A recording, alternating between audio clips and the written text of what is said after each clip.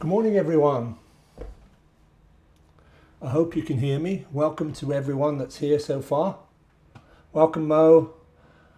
Welcome, Sophie. Can you hear me okay? If you can hear me okay, then please just type something in the chat.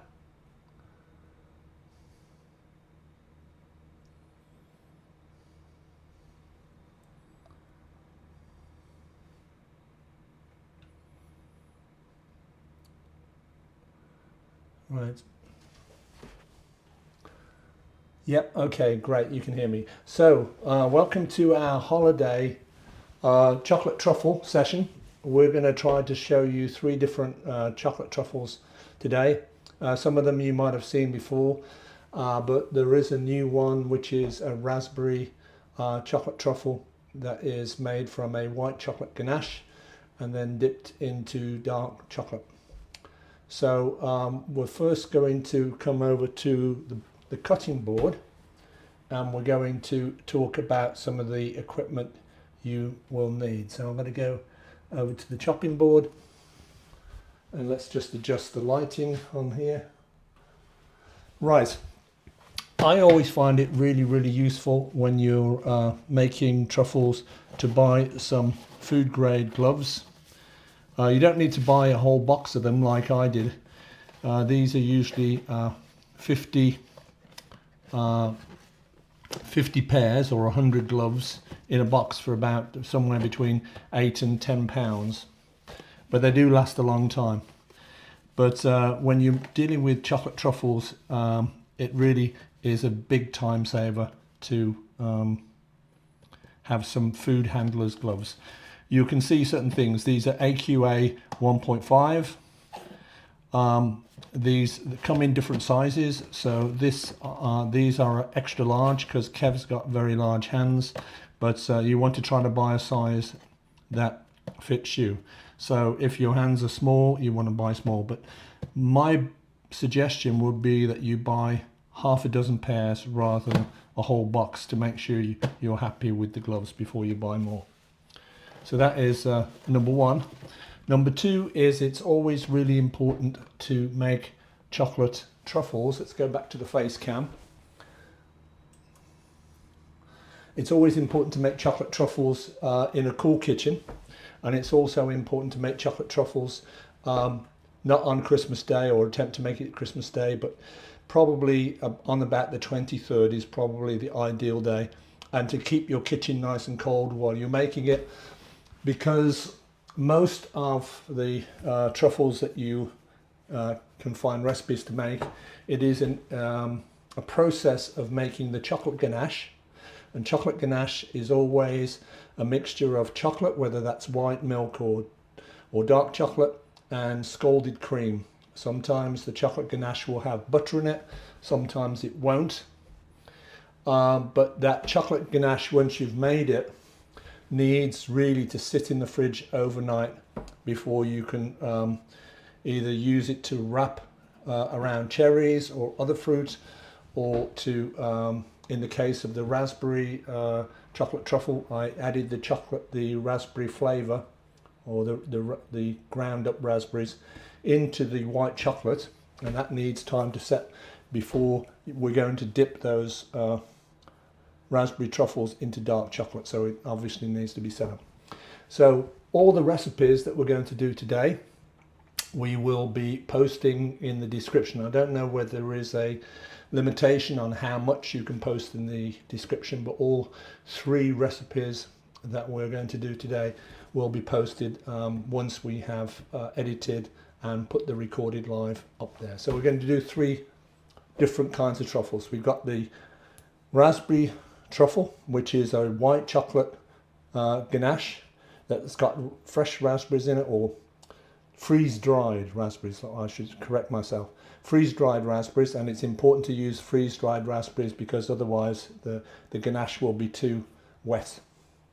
And I'll show you the freeze-dried raspberries I used and make some suggestions on what you need to do and where you can get them from. So we're going to have a white chocolate ganache that's got freeze-dried raspberries in it, And then once that is set up, we make that into balls. And then once the balls are nice and hard, then we're going to dip that in dark chocolate and do a little bit finishing decoration. Our second truffle is a milk chocolate truffle, and that's a really simple one. We're going to make a milk chocolate ganache, and then when the ganache is set up, we're going to coat it in what we call a praline. Praline is usually either made with almonds or hazelnuts. Now you don't need to coat it in a praline if you don't like either almonds or hazelnuts, but I wanted to offer some contrast in what we did. And the third kind of truffle we're doing today is a dark chocolate truffle, and we make the dark chocolate ganache, and then when that is hard we are encasing cherries, and the cherries are maraschino cherries, and these are a particular brand I bought from Lidl, and I will be showing you the brand I bought from Lidl. But the important thing about wherever you buy your cherries from, they need to be fairly firm, because sometimes you'll see cherries in cherry liqueur of some kind and the cherries are quite soft, and if the cherries are quite soft then it makes it kind of problematic to try to coat it in the chocolate. And then once we have the chocolate truffles stuffed with the cherries all set, then we're just going to simply dust those ones in some good quality cocoa powder. So those are the three truffles we're going to do. We're also going to give you some few ideas on how to finish your truffles, how to decorate your truffles. If perhaps you might be thinking about taking some truffles over to your neighbours, and I'll have some box ideas that we've done before, but maybe you haven't seen them. So we're going to show you those as well. And please feel free. I will give you plenty of opportunities to ask questions. So we're going to start with the milk chocolate truffle.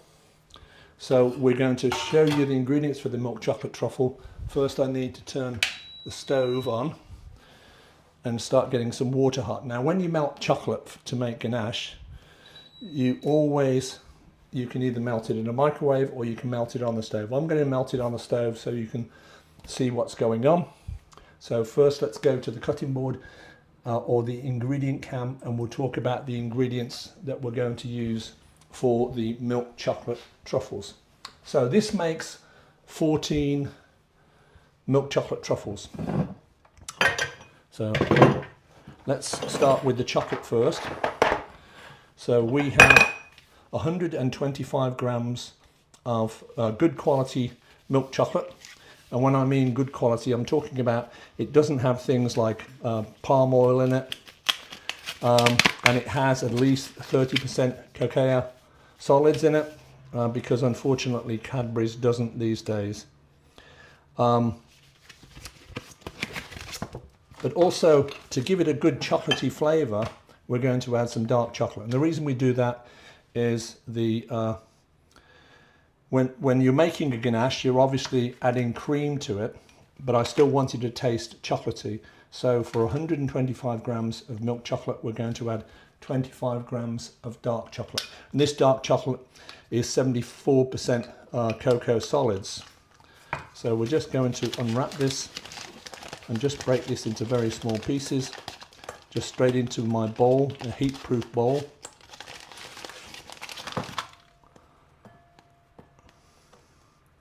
Really, really simple. So we're going to put all of the chocolate, the milk chocolate and the dark chocolate into the bowl. Now I could chop this up on a cutting board and chop it up even smaller, but right now, because this is milk chocolate, it breaks up reasonably easily, so I'm just breaking it up with my hands.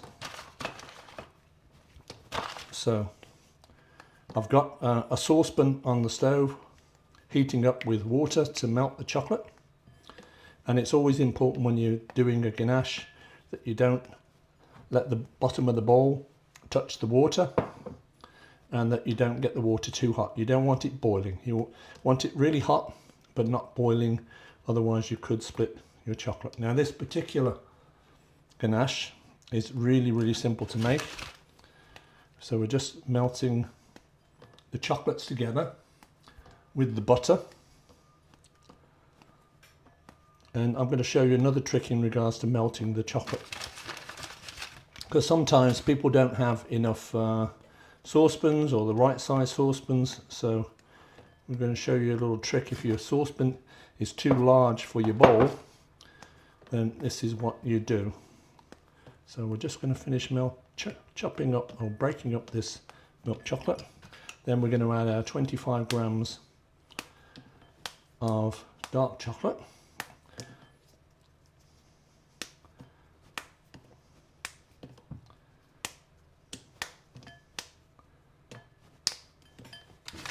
Make sure we get all the little bits and pieces out of the wrapping. We don't want to waste any. Now here in this little ramekin, I have 15 grams of unsalted butter, and we're just going to add that immediately to our mixture, and we're going to take that over to the stove. So we'll go to the stove view.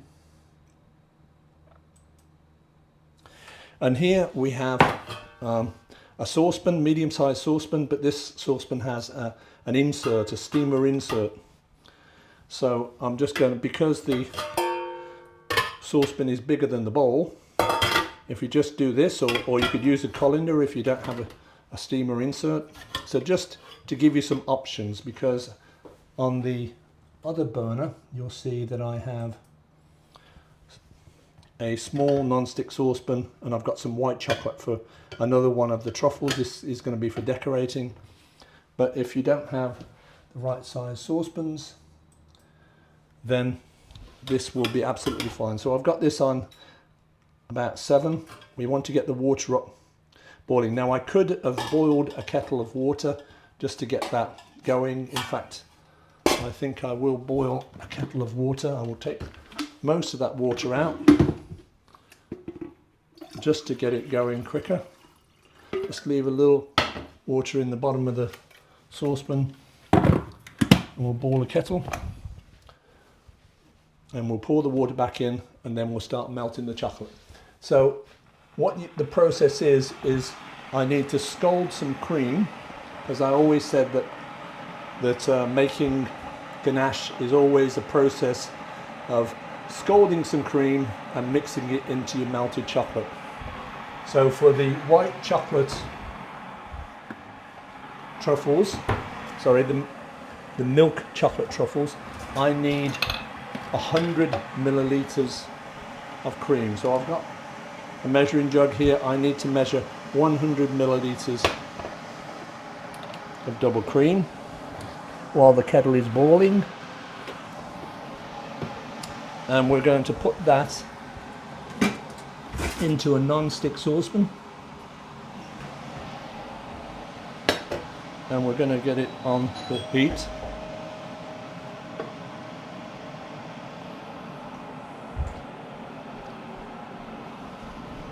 And I'm just going to have that on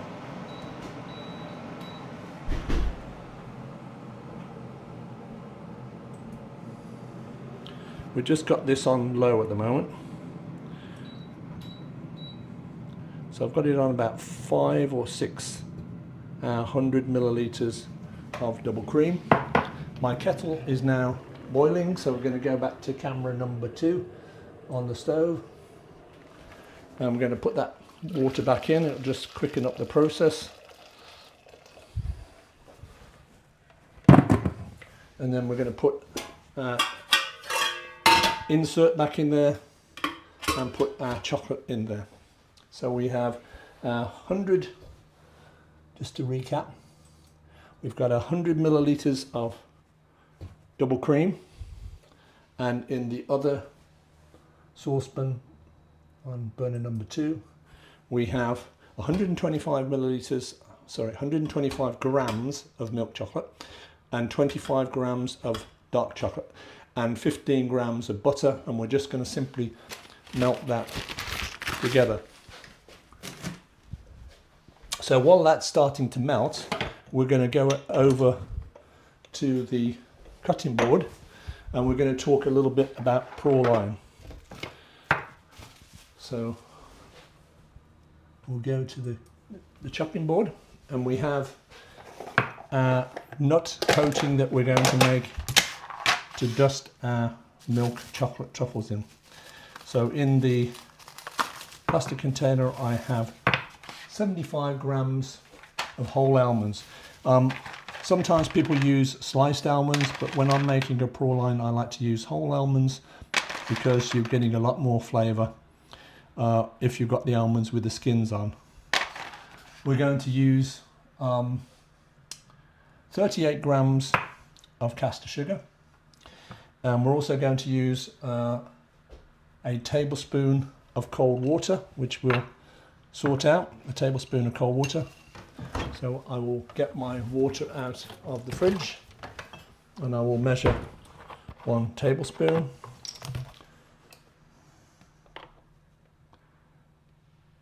So we have 1 tablespoon of cold water there. And just put that away. And we also need another ramekin with a pastry brush. So we want another ramekin, and we're going to put some tap water in that. And the purpose of the pastry brush and the water is as the sugar melts, so we're going to put the sugar and the water into a small saucepan and cook it. As it melts, we're going to take the pastry brush and just brush around the sides of the saucepan to stop any crystallization until we have made a caramel. And then once we have the caramel made, we will put in our nuts, and then we can, if we wish, put a tablespoon of amaretto just to intensify the almond flavor, and then we pour that out onto a non-stick tray to let it set, and then we grind that up. So let's get back over to the stove.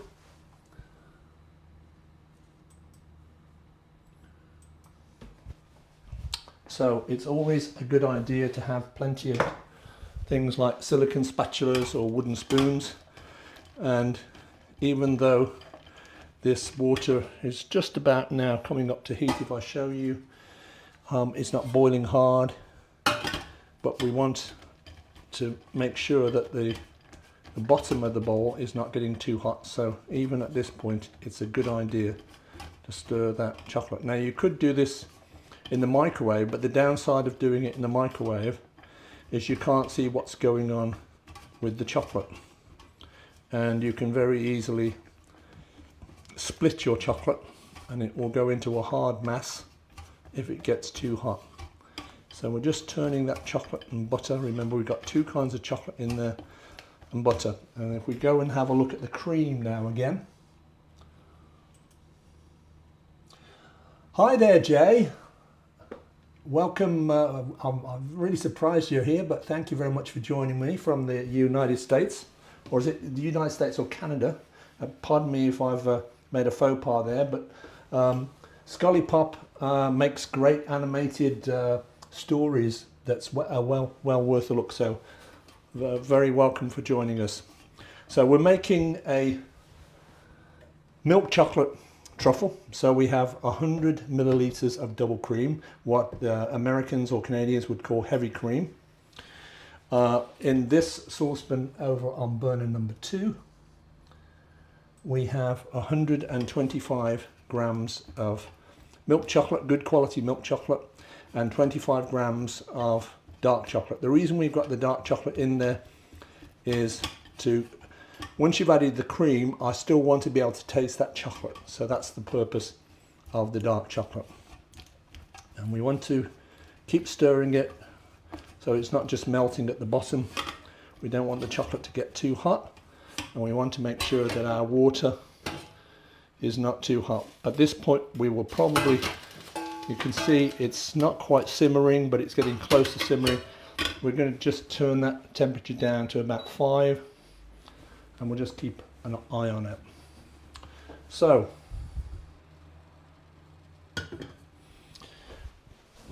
we are going to go back to the cutting board, and we're going to talk about one of the other fillings of today, the raspberry dark chocolate, the raspberry truffle that is going to be coated in dark chocolate. So I am going to show you the dried raspberries I'm using. So we'll go to the chopping board. Now I bought these on Amazon. These were not cheap. These were £9.45 for 100 grams. I'm going to just pour a few. I'm not going to handle them because I'm always Mr. Hygiene, but I'm going to pour a few out into a plastic container so you can see them. Now you can buy raspberries that are already powdered, but I wanted to make sure, since I'm not familiar with lots of different brands of freeze-dried raspberries, I wanted to make sure that I was starting with a decent quality. This is a brand called Arbuckles, and I was quite pleased with the fact that they're all whole raspberries in there. There's not lots of pieces or whatever. And the smell, when you open the packet, you can smell that they really are good quality raspberries. So the process of making the raspberry truffles was I took 30 grams of the freeze-dried raspberries, and I got my little blender.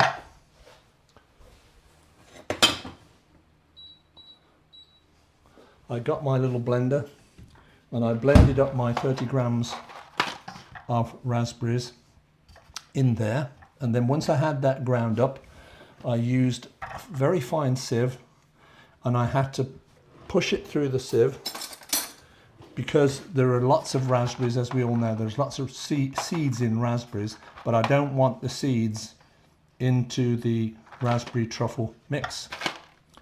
So you use a good fine tea strainer and just push those powdered raspberries through the strainer, and it'll just stop the seeds dropping through.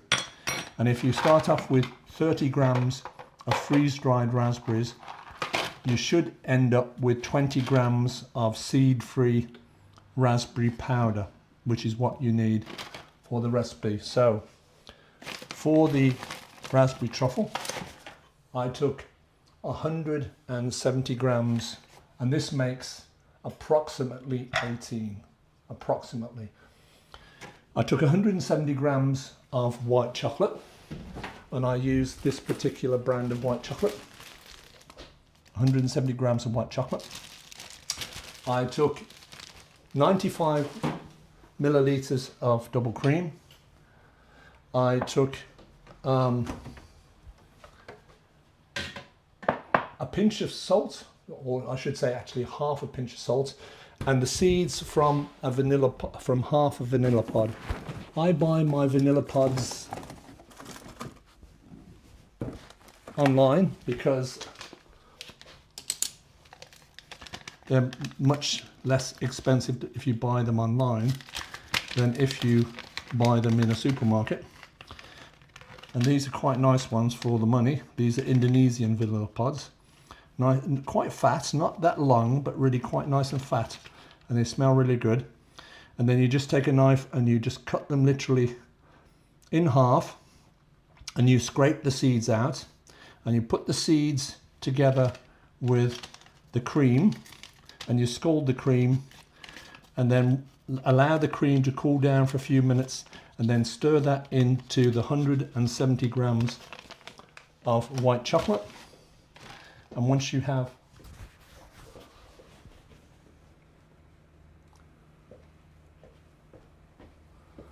that's a really good question, Mo, about what to do if your chocolate starts to split, if it gets too hot. So let's stop what we're doing here for a second, and we'll go back to the stove, and we'll talk about exactly that, because that is a really good point. So we'll go back to the camera view on the stove, where we are melting the chocolate. And you see now, if I pull that off, Let's go back to camera number 1, number 2. Okay, so you can see that I've turned it up down to 5, but the water is boiling, so that's too hot. So we need to keep an eye on the temperature. So if it gets too hot, pull it to one side, the saucepan to one side, or if that isn't possible to pull the saucepan to one side, take the bowl out. Now if your chocolate does start to split, then it is possible using a combination of cold cream and warm water to bring the chocolate back. The key to doing that is not to add too much, literally a few drops, because if you put lots of water or additional cream into your ganache, then it's obviously going to be thinner, and then it'll take longer to set up, and then it may make the truffles too soft. So that's really key. If it does split and it starts to go hard like a bullet, take it off the heat, and then add a few drops of cold water, stir that in well, and you can see that I'm constantly, even though this chocolate is only half melted at this point, I'm stirring and making sure I'm touching the bottom of the bowl, because obviously the bottoms of the bowl is going to be hotter. Making sure I'm stirring and turning that chocolate over. And if it does start to harden up because it's gotten too hot, then a few drops of lukewarm water or cream. Sometimes I use a little bit of the water. If that brings it back, then I'll leave it at that. If it doesn't, then I might add a few drops of cold cream. But you do want to try to use as little as possible, so you're not upsetting the ratio of the chocolate to the cream to make your ganache. You can see that this is almost melted, but I've still got a few lumps in there. I'm going to turn that water off completely, and I need to make sure that it doesn't get too hot, so I've got to stir it. We're going to go back to burner number 1, and I have moved that off the heat. So this is the 100 milliliters of double cream, heavy cream, and I've just scalded that so it wasn't boiling. And then once it's scalded, you need to take it off the heat to let it cool down. If your cream is too hot when you add it to your chocolate, that could cause the chocolate to split. So again, we're going back to my melted milk chocolate with the dark chocolate in. And of course, the smaller the chocolate is, that you break your chocolate up before you start melting your chocolate, the easier it will be to melt your chocolate. If your chocolate's in big chunks, if you've just broken it into squares as the bar, then it's more likely to split. You can see now that this is looking pretty good. It's fairly smooth, it's nice and shiny. Let's just turn a little bit light on so you can see it a little better. And we just want to melt this until the point of when there is no more lumps of either butter or chocolate in there before we start adding our cream. And also we want to allow that cream to cool down. So when we do start adding the cream, we're going to add a little bit of cream at a time. And that was a great question, Mo, so thank you very much for that. I know you've done some of my truffle courses before, and I've been really amazed at how good your truffles look for Christmas. Now I know that the price of chocolate has gone up a lot in the last year because of one, because of the increased demand of chocolate, and two, because of various blights in the harvesting.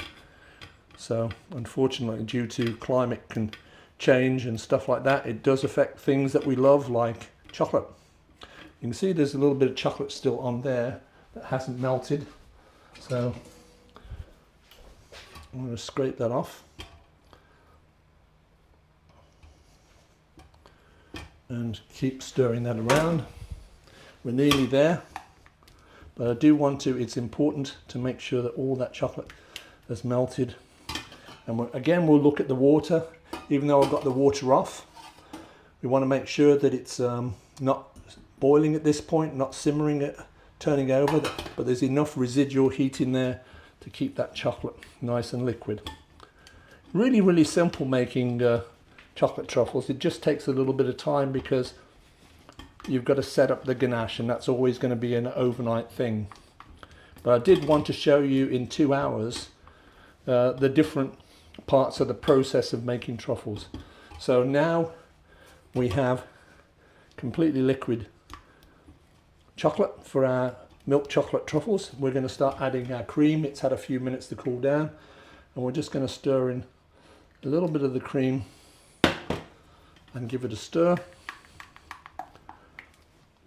and this will make it nice and shiny, but this will also thicken the chocolate up initially. So we want to make sure it's not getting too hot. So I'm going to, at this point, move it over to the middle here and just get a piece of paper towel. Now, making chocolate truffles is a very delicious but messy thing to do. But I've taken the chocolate off the burner, and you can see how much just a little splash of cream has thickened that up. It'll start to thicken up first, so it's really important that my bowl doesn't get too hot. So now we're stirring in a bit more chocolate, and you can see now it's loosening up again. Just keep turning that over.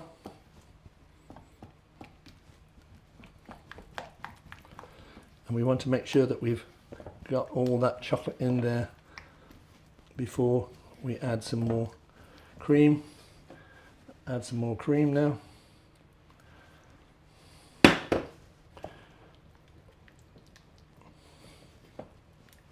There are lots of different recipes out there on the internet of how to make ganache.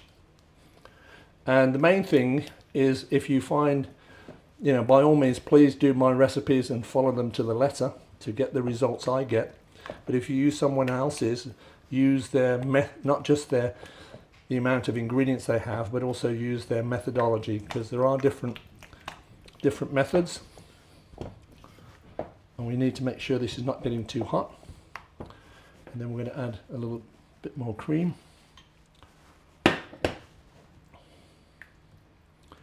And this milk chocolate one, as does most of the ganaches, when you're making truffles, they do look a bit sometimes like they're going to split. But you can see now how dark that has become. And it's shiny. Shiny is always a good sign that you have a good balance between the chocolate solids and the butter and the cream. Just keep turning that over so it's an equal temperature. Can't stress that enough. Add a little bit more cream. We're almost done with the cream, and then we're going to put this to cool down in the fridge. And this will take really overnight, but we might try to take a look at it at the end to see how we're doing. So you can see now the texture I have. It really looks delicious, and there's no lumps in it, and it's not grainy. And we want to just get that last little bit of cream now in there. So it really is important to, one, not have your chocolate too hot, as I've taken my chocolate off away from the heat because I felt there was enough residual heat in the bowl, and allow for your cream to cool off before you start adding that. If you just follow these key things, then it should work out absolutely fine. So again, turn that chocolate over, get right to the bottom of the bowl so your spatula is really touching that bottom of that bowl. And we've just got a tiny bit more cream in the bottom of the saucepan that we're going to, because we don't want to waste anything. I want to make sure that all my ratios, the amount of ingredients we're using, is exact. because when you're baking it becomes a real science lesson, and you really need to follow and weigh out the ingredients. You can't just toss in a handful. So we've got our cream. We've just got a tiny bit of cream, and I'm still trying to get that out from the bottom. That's about it. So we have our milk chocolate ganache looking really good, and we're going to just cover that, and we're going to put that in the fridge to set.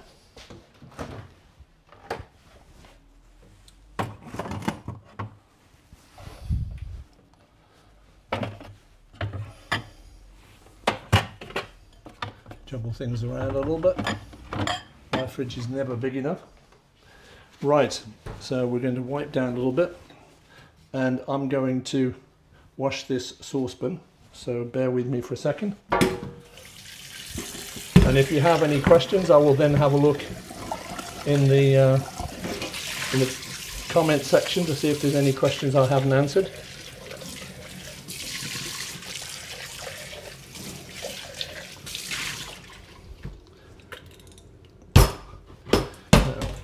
I just want to wash this saucepan out, and then we're going to make our core line for our white chocolate, for our milk chocolate truffles. So it's important to have a clean saucepan,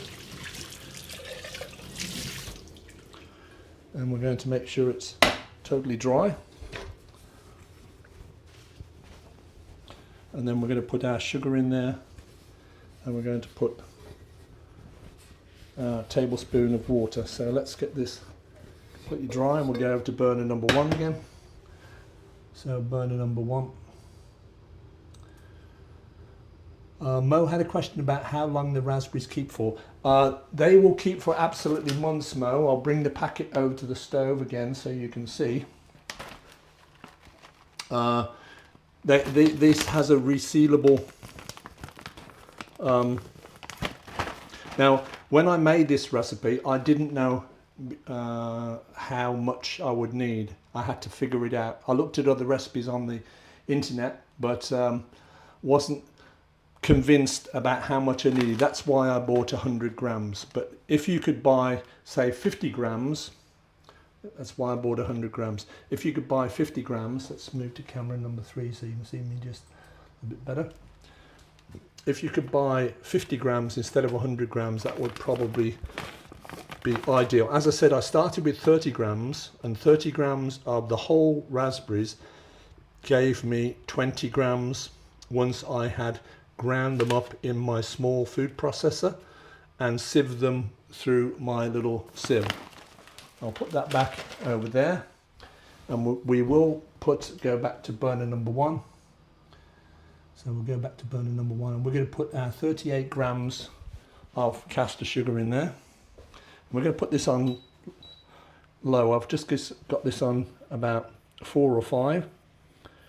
Now you can make caramel with just dry sugar, but this is a recipe I made some while ago, and my ratios work out fine, so that's what I'm going to do.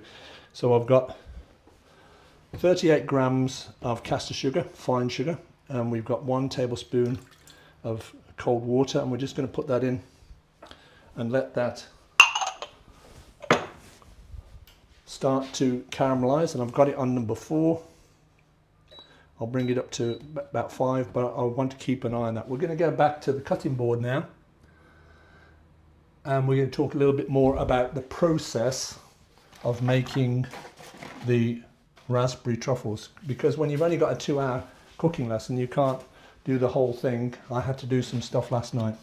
So I started with 30 grams of whole dried raspberries. I ground it up in a little food processor.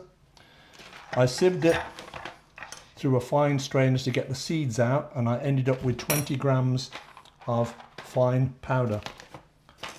I melted my 171 grams of white chocolate, and to that white chocolate I added my scalded cream, which was 95 milliliters of cream, and before I heated up the cream, I added the seeds from 1 vanilla pod. Now, if you don't have vanilla pods and you have vanilla extract, you could use 1 teaspoon of vanilla extract.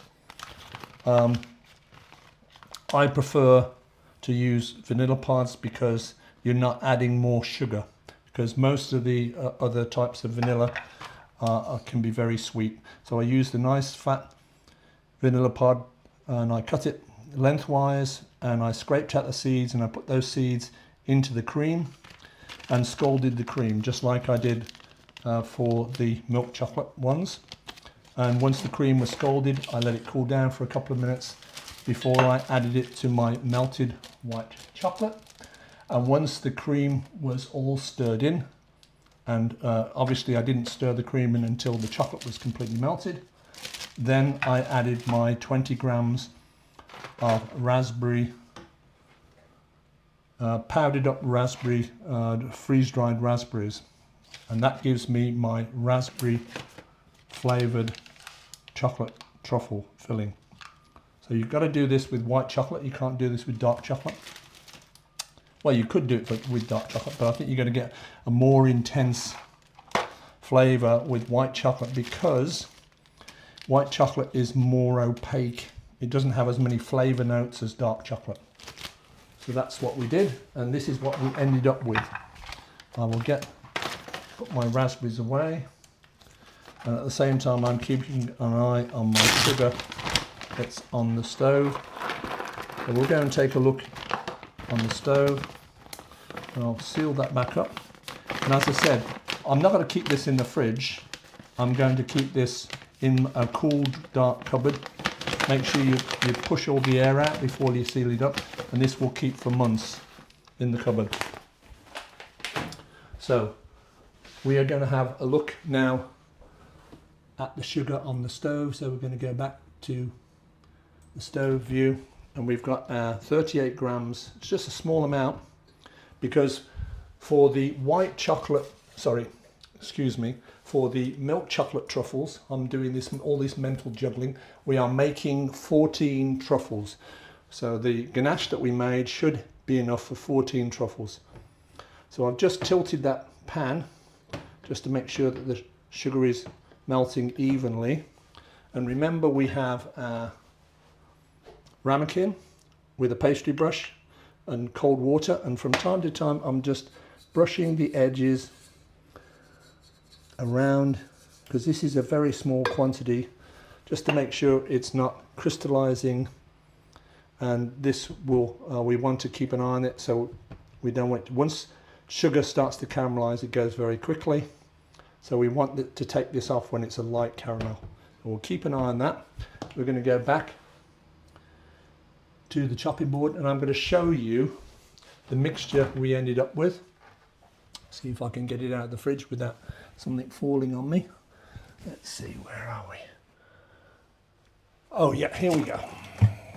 So let's take this out. So move it over there.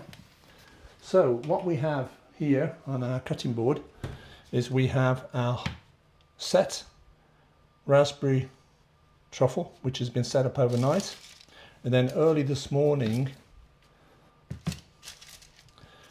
I put some food handler's gloves on and I weighed out 15 grams of mixture.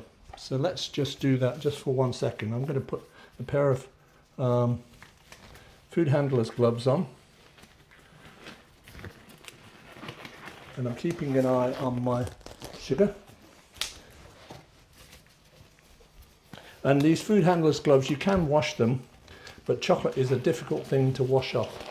You need soap, and it needs time to dry. That's good if you've got 5 or 6 pairs on hand. So we're going to get our scales. So we have our scales, and we're going to go to our ingredient board for a second. And we're just going to take an ice cream scoop. I have a little, if you don't have an ice cream scoop, you can use a dessert spoon. And obviously it needs to be, this mixture has been set up overnight, so it's quite hard, which is what you want. And we want to weigh 15 grams. So that, because I think 15 grams, between 15 and 20 grams is plenty size for our truffles. But in this particular recipe, 15 grams is fine. So we're going to just drop that on there. That's 20 grams, that's too much. So we'll take a little bit off. 17, take a little bit off.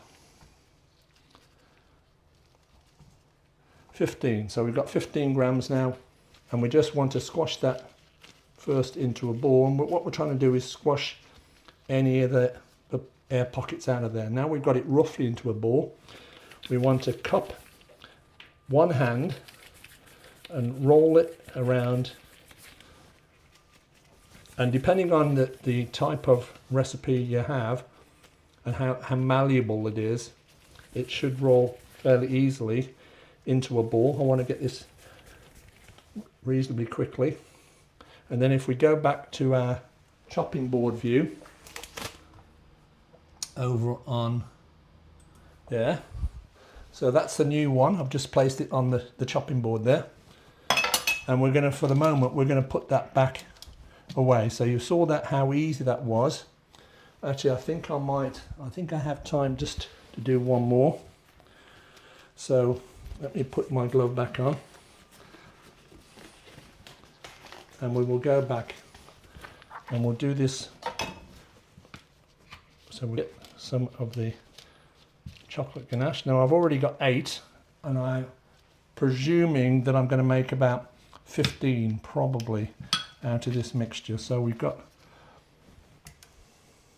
that's 14 grams. I know you can't see the scale, but take my word for it, that is 14 grams so far. 14, 16. So we want to be trying to be exact, because when you're not exact, then that's when you start not getting the amount. That is 15 grams I've got right there. And I'm just squeezing it into a ball, trying to close any of those gaps so there's no air pockets in there. And then just rolling it around, and this has a wonderful raspberry flavour because we've used the freeze-dried raspberries. A wonderful intense raspberry flavour, aged and abetted with the white chocolate, so these will make really delicious truffles. So we've got really that simple. We're going to take the whole tray. I'm going to take my gloves off, and we're going to put the whole tray back in the fridge, and then we're going to talk a little bit just for a second about working in the kitchen. I'm going to take that ice cream scoop out.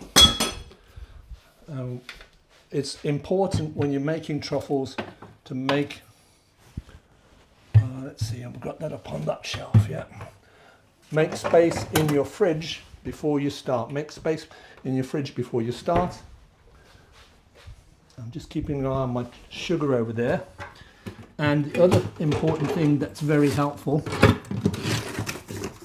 is cooler blocks. For example, if I am working and the kitchen is a bit warmer than I want, and I've got my baking tray, and I want to try to keep the truffles cold while I'm rolling them up, and I don't want them to be melting all over the tray after I've spent time shaping them into a ball. If you have a couple of cool blocks underneath your baking tray, you just get a baking tray.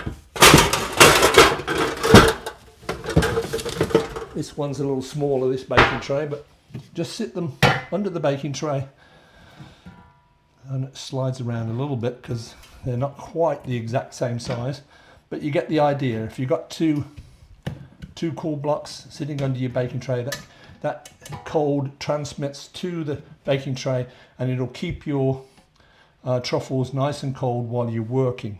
But then you want to try to return your truffles to the fridge as soon as possible.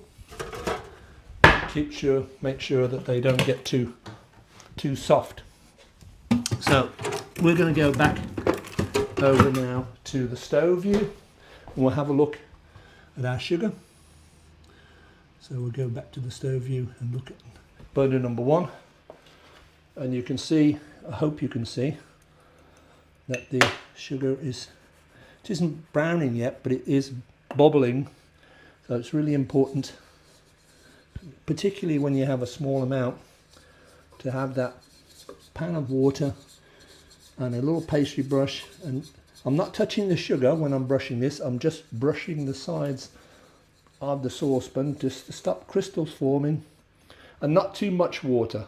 I've just enough, you know, you don't want to be putting lots and lots of water into the recipe and upsetting the balance. It's always a matter of balance. So this is going to continue. It'll take a few more minutes before it gets to the caramel stage.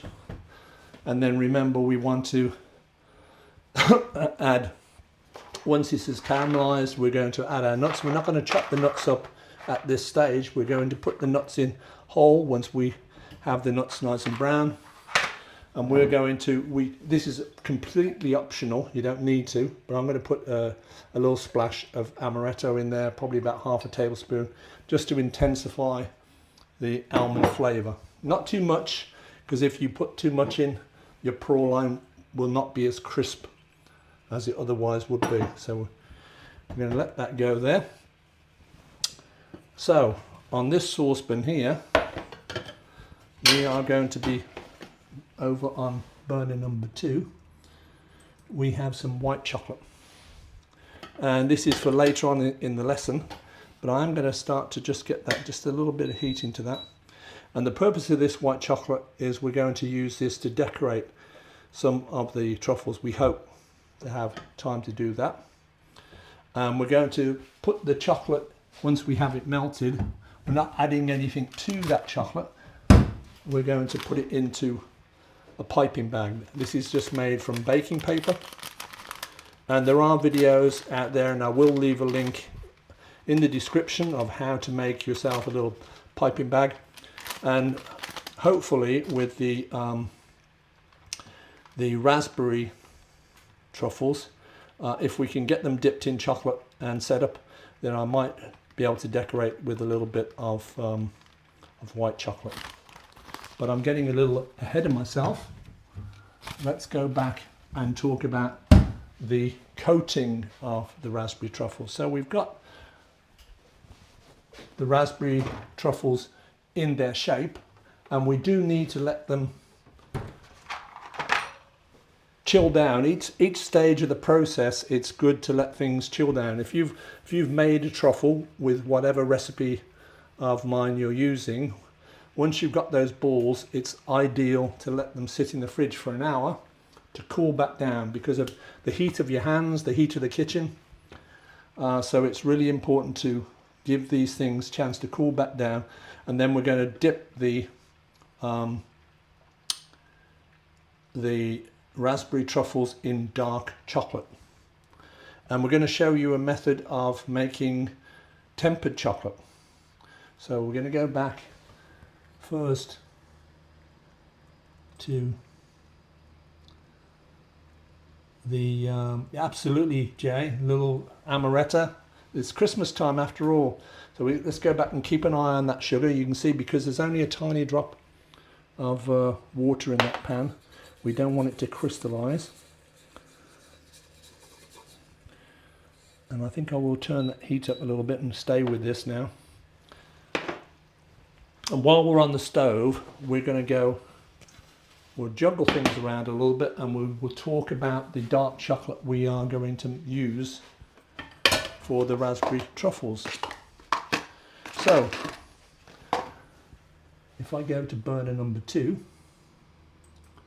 over here we have a total of 200 grams of dark chocolate. Whenever you're coating truffles in a chocolate outer layer, you want to have enough, and this is probably more than enough. And we want to try to make the chocolate coating shiny by tempering the chocolate. There are different methods you can do to do that, and this one is called seeding. So whenever you're seeding to make shiny tempered chocolate, you take 3/4 of the chocolate. So I've got 150 grams in this glass bowl, and therefore I've got 50 grams remaining in this plastic container, and we're going to put that in my little food processor, and we're going to grind it up and make it really fine. If you don't use a food processor, we could grate it on a grater, which I might do, because I've also got to think about what else I'm using my food processor for. I'm thinking on my feet because I want to be able to use this for the prawn line. I do have big food processors as well, but if you've only got a small amount, it's sometimes easier to use your smaller piece of equipment. So we have 150 grams of chocolate that are just broken up, and then we're going to grate this or put it in a food processor and make it really fine. We're going to heat this to about 50 degrees centigrade, and I will put the Fahrenheit in that to show everybody what the Fahrenheit equivalent of 50 degrees centigrade is.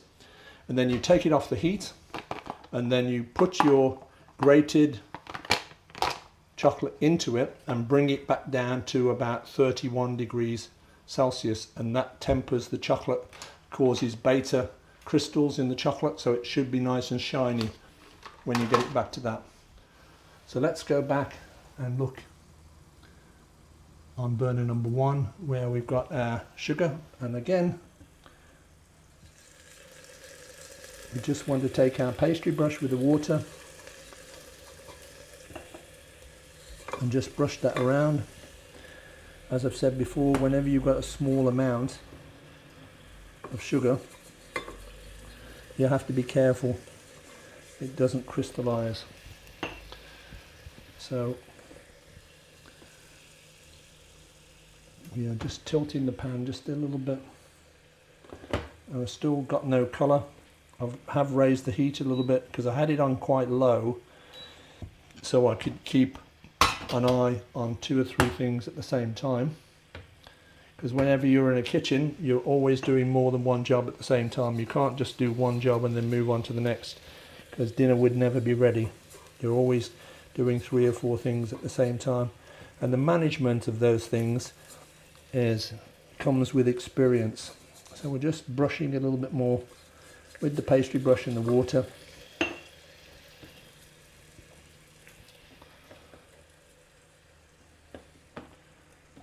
And we've got this now up on a high heat. I don't want it to be too low because it has crystallized a little bit in the middle, but that's fine.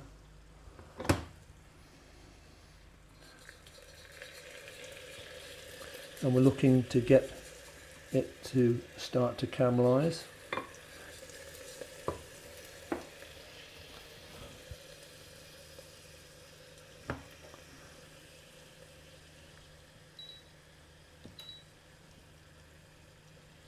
So I've now got this up on a high heat. It's a watched kettle never boils.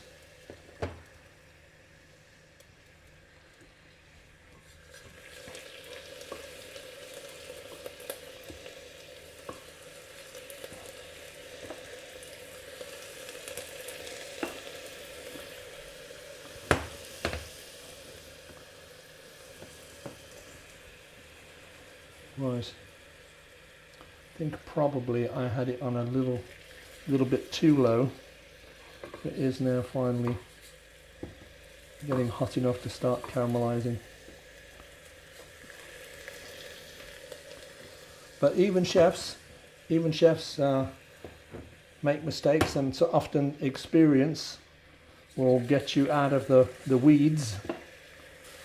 Just like if your chocolate splits, what do you do with that? Well, my sugar is not quite cooperating yet to caramelize because I probably had it on a little bit low, and that's equally important why I'm brushing the pan, stopping it from crystallizing on the side.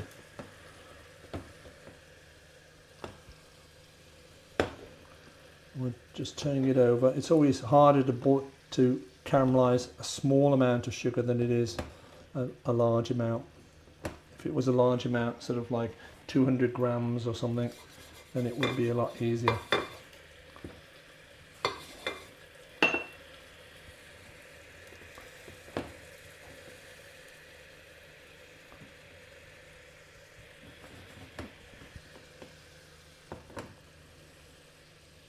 I think because I had it on a low heat, it was crystallizing rather than caramelizing.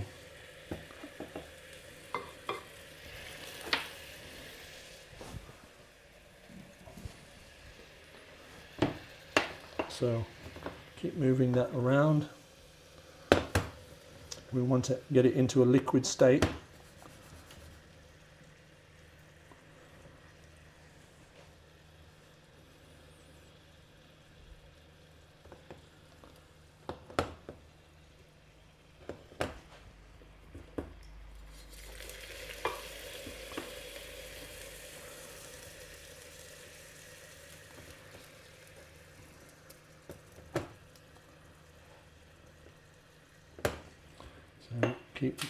Whenever you have it, a sort of crystallization that's going on at the moment, just keep brushing that water, and we're going to get it back to a liquid state.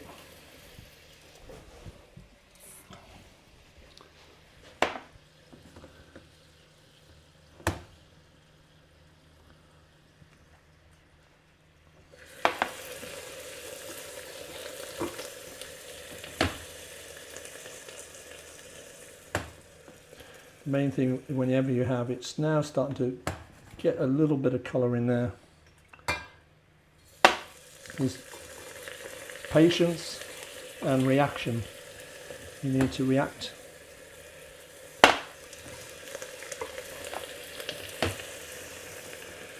I'm trying to get it to flow a little bit more into a liquid.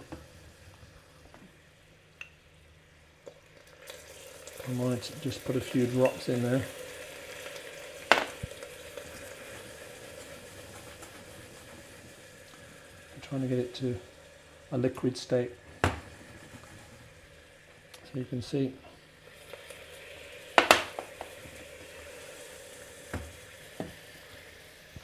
let's see what we've got. Maybe a spoon. I've got that sort of big lump of sugar in there.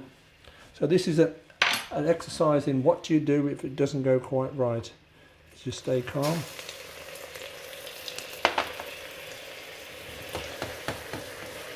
I'm adding a little bit more water.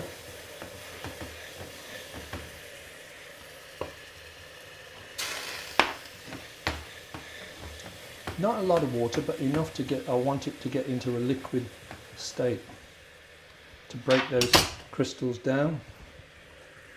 Finally, we have a little bit more of a liquid state going on. Finally, so but you see that was a great example of what do you do, because life rarely goes absolutely perfect to every day. I just had it on too low for too long, and that's why it crystallized.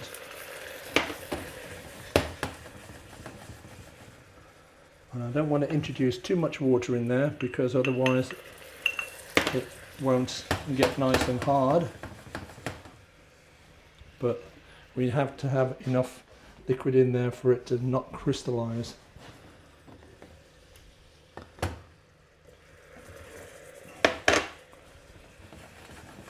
And over the time that we've had this on the stove, you've had a lot of evaporation going on. So that's why I feel fairly confident. I've still got a little bit of lumps of sugar in there. So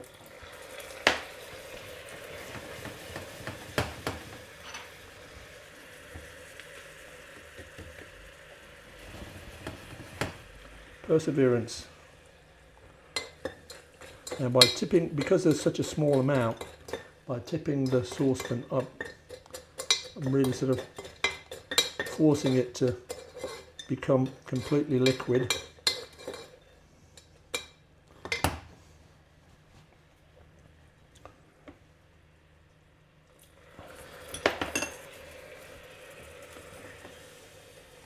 So let me just show you here.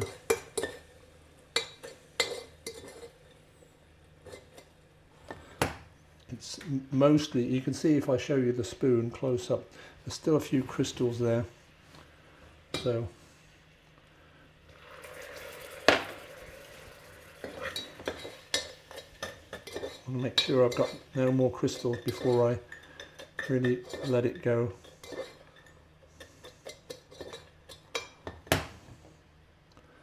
We're almost there. So an exercise in what to do if it doesn't go completely to plan. So I've got it up pretty high now.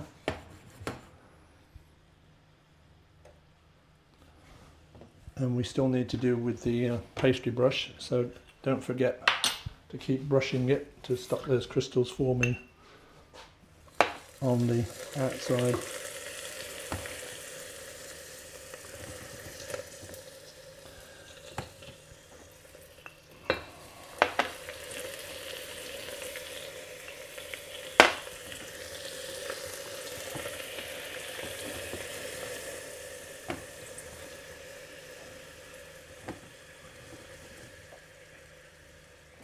But the main thing is, whenever you have something in the kitchen that doesn't quite go to plan, the first thing you do is you stay calm, because you can't fix it if you don't stay calm. And this is fixable.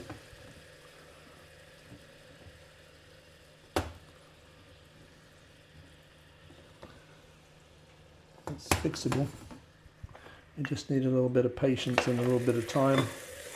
And all the time while this is going on, my raspberry truffles are getting harder in the fridge, which is all good stuff. So that's all good. And so are my cherry stuffed.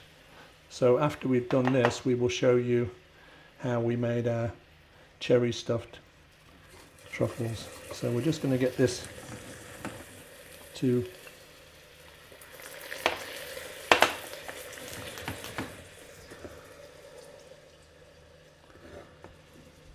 it's now starting to get straw colour, finally.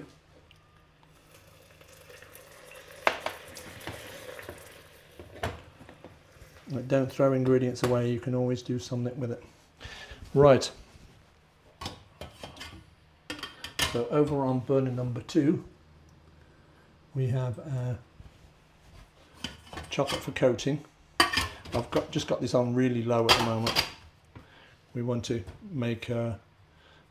bring this up to 50 degrees, remember, and then so it's always good to have a accurate thermometer. This is a thermopen, so we'll get that to 50 degrees. Right now it's only 25 degrees, 28 degrees at the moment.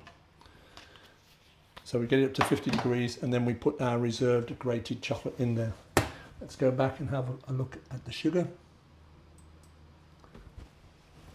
Finally, it's starting to get some colour on there. And once it goes quite quickly.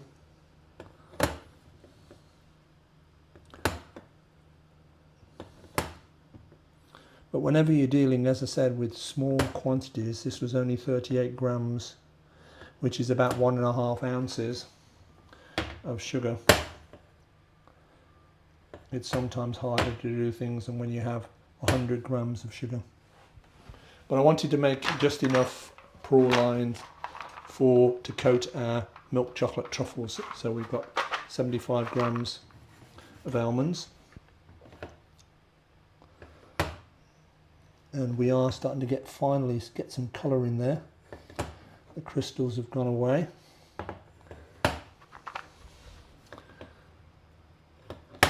So that's been a lesson in how to sort out a problem, because it started to crystallize a lot because of the small quantity. And as I said, once it starts to get hot, and talking of getting hot, I need to put my remote on. I have a fan that sits over on the gantry over the stove. I have to make sure I've got it on. Okay, so let's go back to the sugar. You can see now it is caramelizing, and it caramelizes quite quickly. So we're going to take that off the heat. I'll just turn, just so I can turn the heat off. And we'll show you now. That is brown enough. So we'll get our almonds ready to go in. And then, of course, we want a container to put the almonds into, something that's a small non-stick container. So I've got this roasting tray. So we'll take our almonds, and we want to obviously keep that off the heat. And we're also going to mix just a tiny splash, probably about half a tablespoon. So a thumb on the bottle.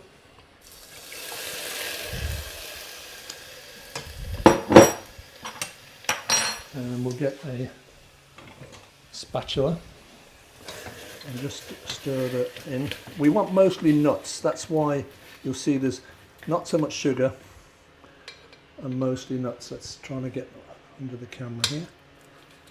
So we're going to pour this out, and then we'll give you a bird's eye view of what that looks like. That is our almond praline, finally our almond praline.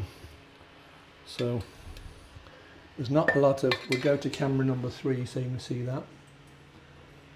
So there's not a huge amount, because remember we're making just 14 of these. You could double the recipe, make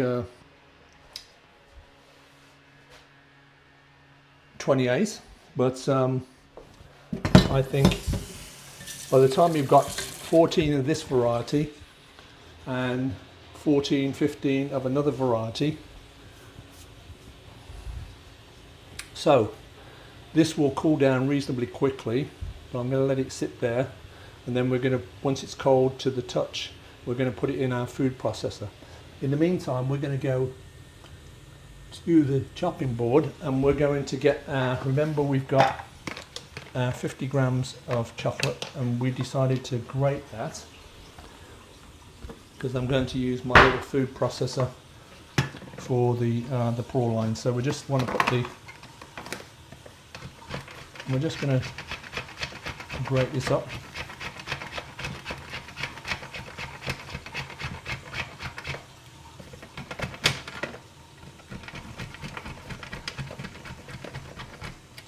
While the other 150 grams gets hot. Try not to grate your fingers. Now I could chop this, there's nothing stopping me from chopping this. So if you don't have a grater, or you prefer to not grate it, maybe you've had some bad experiences with a grater, I don't know.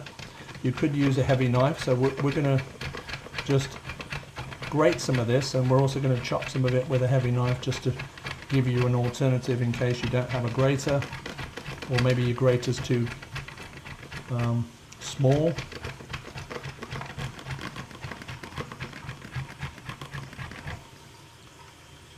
And make sure that if you're using a grater that you don't leave half the chocolate in the grater. So we're just going to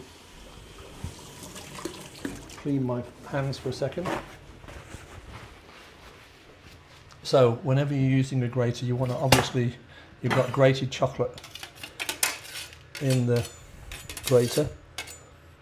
So, and if you don't have a grater, you could use a nice heavy knife like I've got here. So you could shake the grater out, make sure there's no more chocolate in there. And you need a knife if you're going to chop chocolate up. You need a knife, nice heavy knife that's got some weight in it. So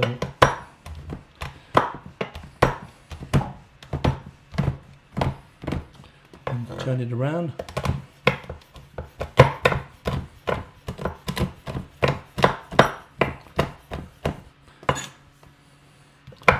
Chop it up some more, because this is really important. This seed chocolate, when you're using the seeding method to temper your chocolate, this chocolate that I'm chopping up needs to be as fine as it would be as if I was grating it. So just keep going backwards and forwards over it. Whenever you're chopping anything on a chopping board, just gather it back up to make sure that you're chopping it up evenly.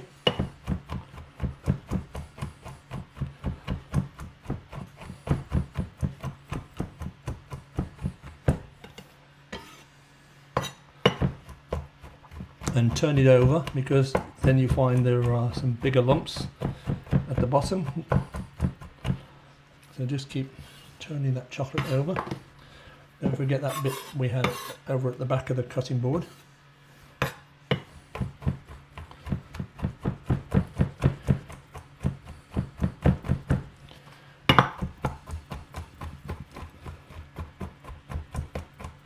Really get that chocolate as fine as you can, and try to keep gathering it together, because otherwise it will end up all over your floor, and then it's just an additional cleanup to make. Just keep turning that chocolate over until it's all nice and fine. We're almost there, not quite.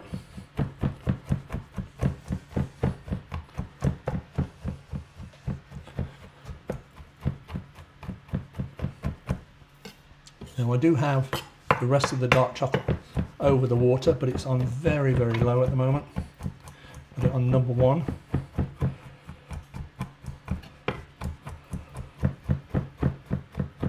Just turn it over one last time. Is there any? Yeah, there are a few more big bits in there. Because when you're adding this to bring the temperature down, you want the seeded chocolate to be as fine as possible, so it brings the temperature down quickly and causes those beta crystals to form in the chocolate, which will give you the shiny finish when the chocolate sets. Of course, you don't need to temper the chocolate for the ganache, but for coating truffles it will make it look more professional. So we're just about there. Remember, we don't want to melt it on the board or on your knife.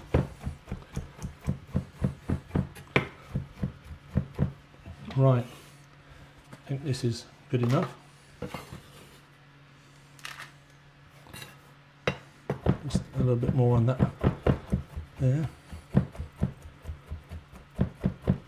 Okay. So gather all that excess chocolate up, so we haven't lost any of it. So that is 50 grams of very finely chopped or grated chocolate that's going to go into our dark chocolate once we have it at 50 degrees Celsius. I'm just going to wipe my hands off. I'm going to put that chocolate out of the way because we don't want it to get warm in any way, and obviously now that it's finely chopped up, it's easier to melt. So we're going to move that out of the way, and we're going to get our truffle mixture out for our cherries. So this is what I was making last night and this morning. So this is the dark chocolate ganache for my cherries. I'm just going to keep an eye on the water there. So inside of all these is a cherry. I bought from Lidl these sour cherries in syrup. They're not really that sour, and they are sort of like a quite hard cherry, which is what ideally you need. And once I counted out the cherries last night, I added 1.5 tablespoons of kirsch, which is a cherry liqueur. One, to cut down on the sweetness of the cherries, but also to intensify the flavour of the cherries. So I put them in soak last night, and when my ganache, my dark chocolate ganache, was set up, I have taken 20-gram balls. So I will put some more gloves on and we will go through the process. Now this is the slightly tricky one to do. So clean pair of gloves, just for quickness. So we're going to put the gloves on and we're going to weigh out a 20-gram portion of this dark chocolate ganache. The dark chocolate ganache is 150 millilitres of double cream, 162 grams of dark chocolate, and it needs to be 70% cocoa solids or higher.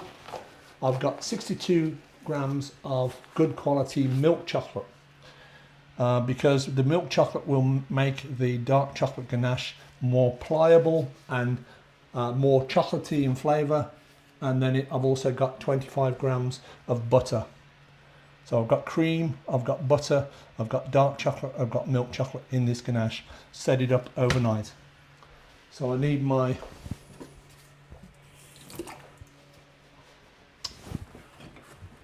ice cream, my trusty ice cream scoop.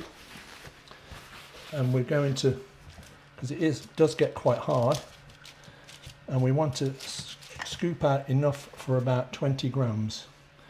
Because you need at least, well, you need not at least, you do need 20 grams of chocolate. We're going to go over to the ingredient board. We have our scales here. Let's put the scales on.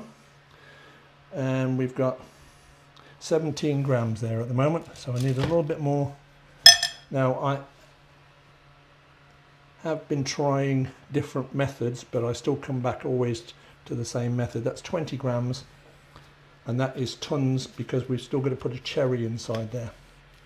So once we have our 20 grams, we want to sort of flatten it out, and we want to try to make sure that we're not putting holes into it. See, like it broke up a little bit there, so don't worry if it breaks up. Just put it back together. And the process of moulding it in your hands, we want to try to make it big enough to put a cherry inside. This is a little hard at the moment. I did flirt with the notion of trying to roll this between two bits of baking paper, but I haven't sort of had a chance to experiment with that, and I've always come back to this method. So I'm trying to make enough of a space in there, then we'll put one cherry in there, and then we're just trying to wrap that cherry around and make sure there's no gaps. So this is the hardest part of the cherries, the dark chocolate truffles stuffed with cherries. And then once we think we've got no more gaps, we want to shape it back into a ball. And I see the cherry is coming out on this one. So be a little patient. This is probably the messiest of the truffles, but it beats the heck out of some things. So we've got a cherry inside this time. I can still see the cherry on the outside there. I'm going to add just a tiny bit more, tiny weeny bit more ganache, just to make sure, because the cherries do vary in size, but I want to try to keep the amount of a ganache down to about 20 grams. Remember, when I'm rolling it around in my hands, I'm losing a little bit of chocolate because it's getting on the gloves.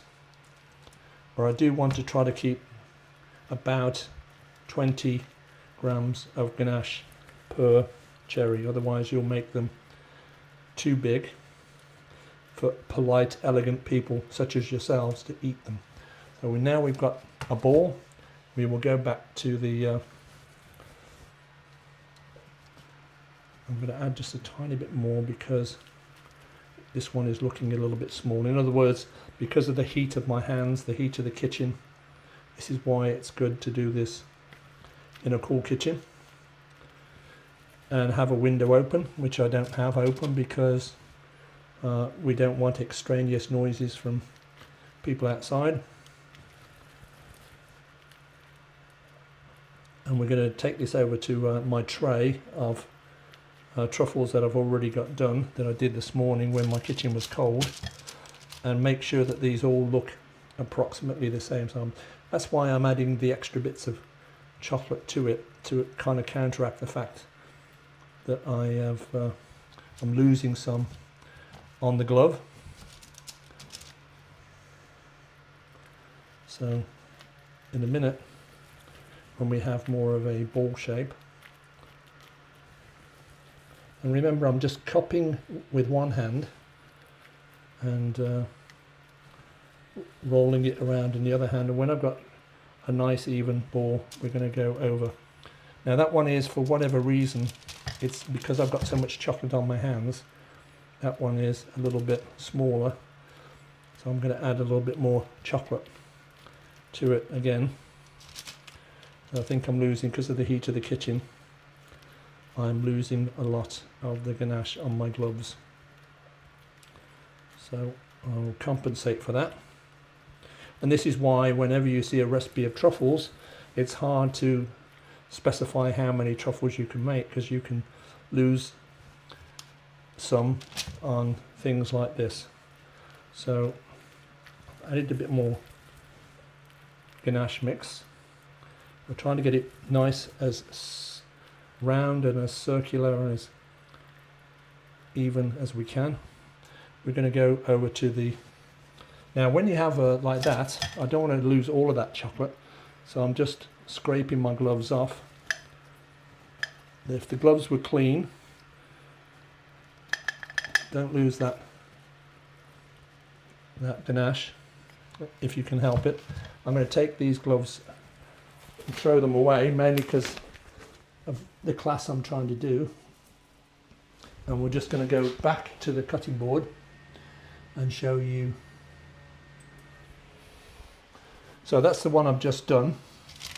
There are another 1, 2, 3, 4, 5, 6 that I did earlier this morning. We'll take the spoon back out of the cherries.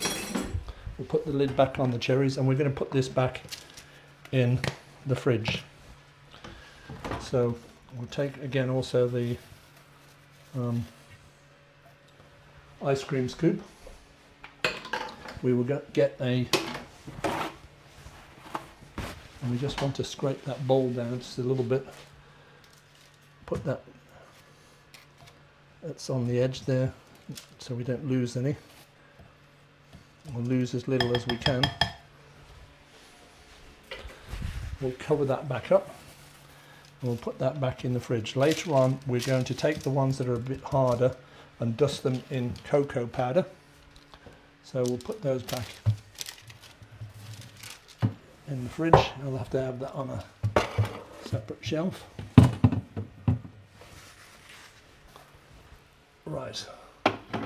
So, what are we doing next? We are melting the chocolate. But before we melt the chocolate, we're going to decorate the raspberry truffles in several different ways. I'm just going to wipe my hands a little bit. So I happen to have a few pistachios in my cupboard. I'm always one for using up what you have in your cupboard. I had a few pistachios that are in the shell. Let's just show you pistachios in the shell, and I just took them out of the shell, and then I rubbed them in a clean tea towel to get the any of the dried skins off, the brown skins, so they look nice and vibrant and green. So we're going to get a clean knife. I'm going to wash my knife off. I'm going to use my heavy knife. I've got lots of knives. I'm going to use this one just because of the weight. And we're going to chop the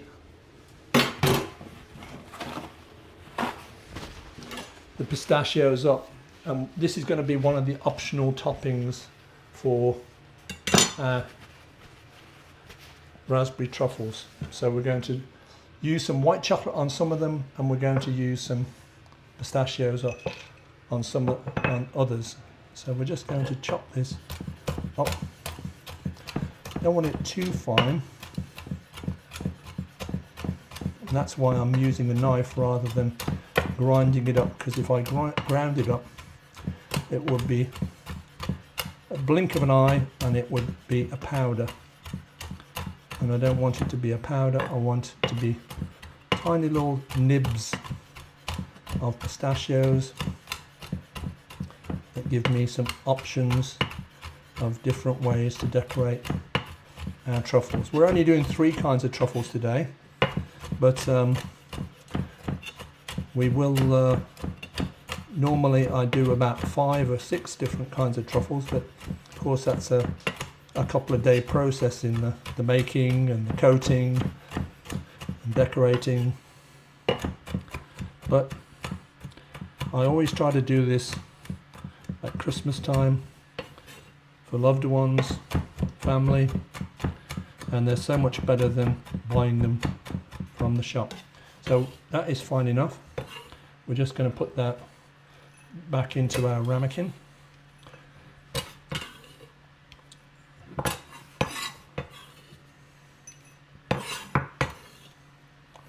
Right, and we're just going to get a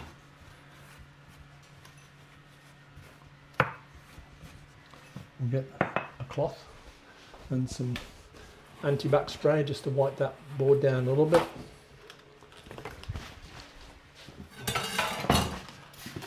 So in the lesson we still want to, and we hope you'll stay with us, we still want to coat our raspberry truffles, and we still want to dust our cherry truffles. So, but before we get to that part, we're going to go first to the stove for a second. So we're going to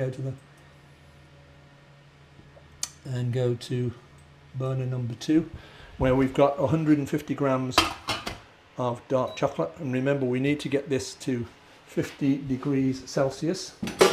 And apologies, I will check out what that is in Fahrenheit. So let's just have a little check. It's always good to have an accurate thermometer. Right now that's still only about 32 degrees, and we want to bring this up to 50 and then take it off the heat, and then we will put the seeded chocolate, the ones that we chopped up or grated, into this to bring it back down to 31 degrees Celsius, which will mean that when I coat the truffles with it, it will be nice and shiny once it sets up. In the meantime, we're going to go to the cutting board, and we're going to show you our cooled pour line. So we're just going to break that up into pieces, and we're going to put this into our mini little chopper, and hopefully my mini little chopper will be man enough to chop this up. So if you bear with me for a second while I clear things down just a little bit, move my scales out of the way, and I will get my mini chopper out, and we will get, this is just an attachment on my blender, so we hope it is powerful enough to chop this up. We think it is. We'll put all the pour line in there, and we'll put the lid on and see, make sure it's not above, and then we'll put our blender, plug our blender in, unplug the kettle, plug the blender in, and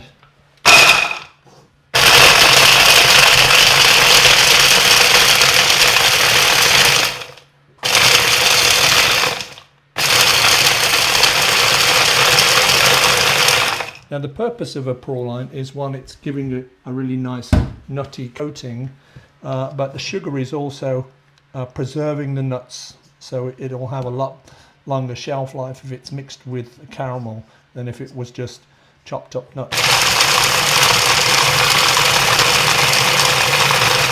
Now I did say earlier in the class that I could have used hazelnuts for that. I do have some hazelnuts in my cupboard still somewhere, but I wasn't happy with the hazelnuts had, I can't find them for the life of me now. Yes, I can. All nuts have oils in them, and hazelnuts, or in some places they call them ground nuts, hazelnuts or cob nuts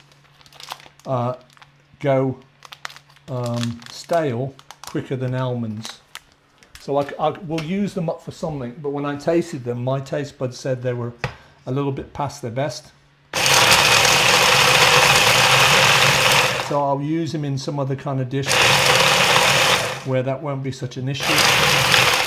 And you can see this is going quite easily.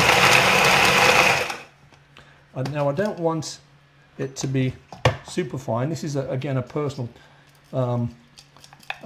choice. I want to have a little bit of a mixture. I want some powder, but I want some big chunks of nuts in there. I'm just going to give it a tiny bit more, and then we'll look again.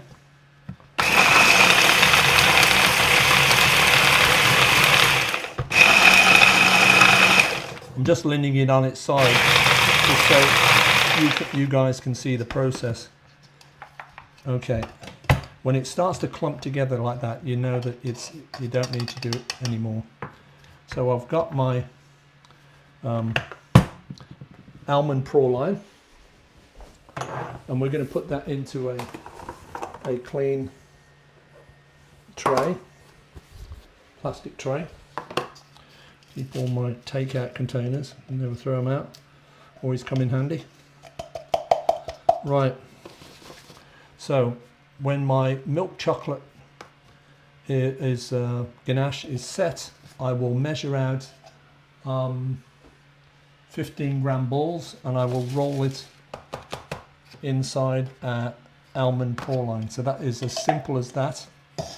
But also, once you've rolled your chocolate truffles in almond praline, you ideally want to keep your truffles in a cold room, not in the fridge, because the fridge will just make the nuts go soggy. Okay, so I have a really cold room, storeroom upstairs that I will keep my truffles in. They'll be fine for a week or two upstairs rather than in the fridge. If you put truffles in the fridge, it will make the chocolate sweat, and they won't look as good. So let's just wipe down a little bit, and then we will move on back to the stove and see how our chocolate is doing. Right, so let's go back to the stove camera and go to camera number 2, and we have our, remember, just to remind you, we have 150 grams of dark chocolate in there, and we've got a further 50 grams of chocolate. I'm going to turn the heat up because I am pretty low. If I show you the water for a second, there's no kind of signs of bubbles or anything, because I had it on so low intentionally so I could get onto other stuff. But we want to bring this up to 50 degrees. Right now it is still only 37, 38, so we do need to warm this up more, and then take it off the heat and then stir that grated chocolate in there to bring it back down to about 31. So in the other saucepan on burner number 1, we've got approximately 100 grams of white chocolate, and this is going to be for putting into the piping bag we talked about earlier on. I made a piping bag, and I will put a link up in the description of how to make a piping bag. So once my chocolate is melted, we pour it in there and then lace it over the some of the raspberry truffles. So some of the raspberry truffles, once they've been dipped in dark chocolate, will be decorated with the pistachios, and some of them with a little bit of white chocolate. So people, if they don't like pistachios, they've got different options. Right, we are going to talk about options of decoration, because while we're waiting for our chocolate to melt over here and get it up to 50 degrees and then down to 25, and I know we're running up against it, so we will run over time. I hope you'll stay with me. If not, you can see the recorded highlights that I will put together afterwards. I know you've got limited options in regards to editing. We're going to go back over to the cutting board, and I'm going to wipe my cutting board down first well, and I'm going to show you some of the ways that we can decorate our truffles. So if you bear with me for 1 second while I run into my living room.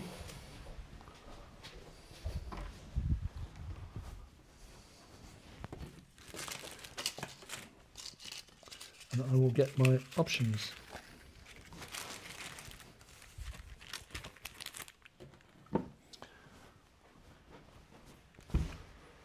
Right.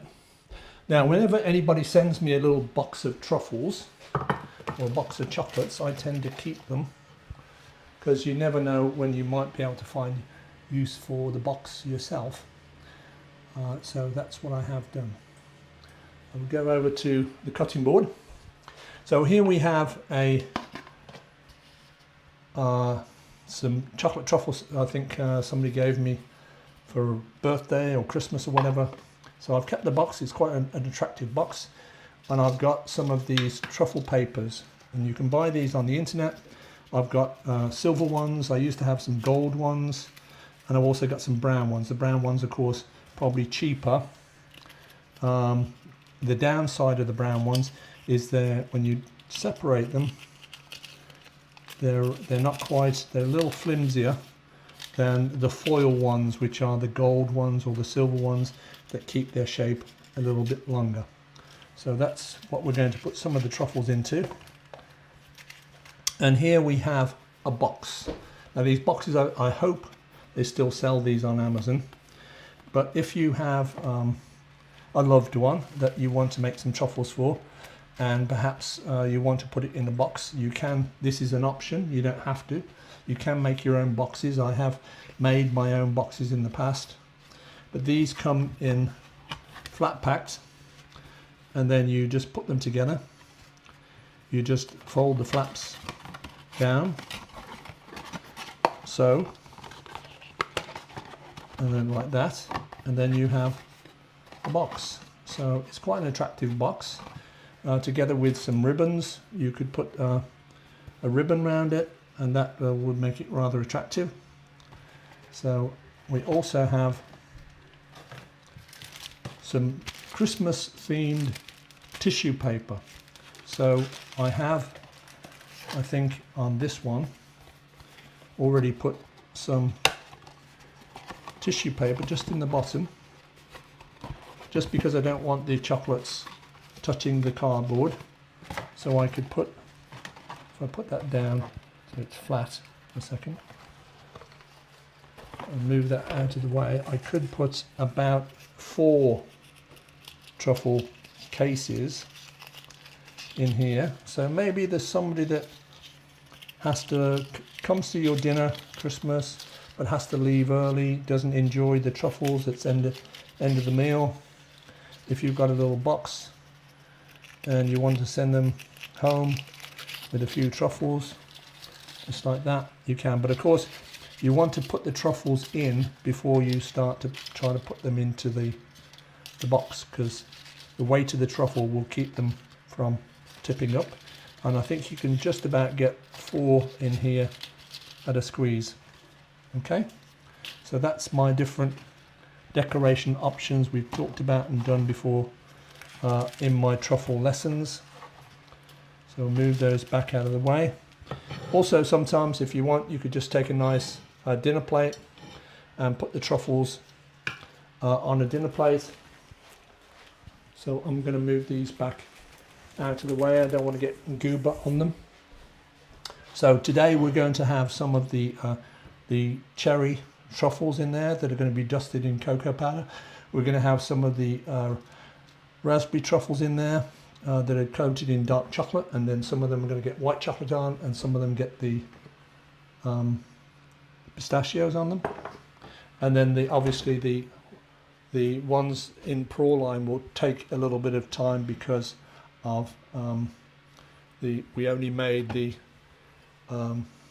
milk chocolate ganache in class, and this is going to take, you know, sort of overnight to set that up hard enough to roll that into balls.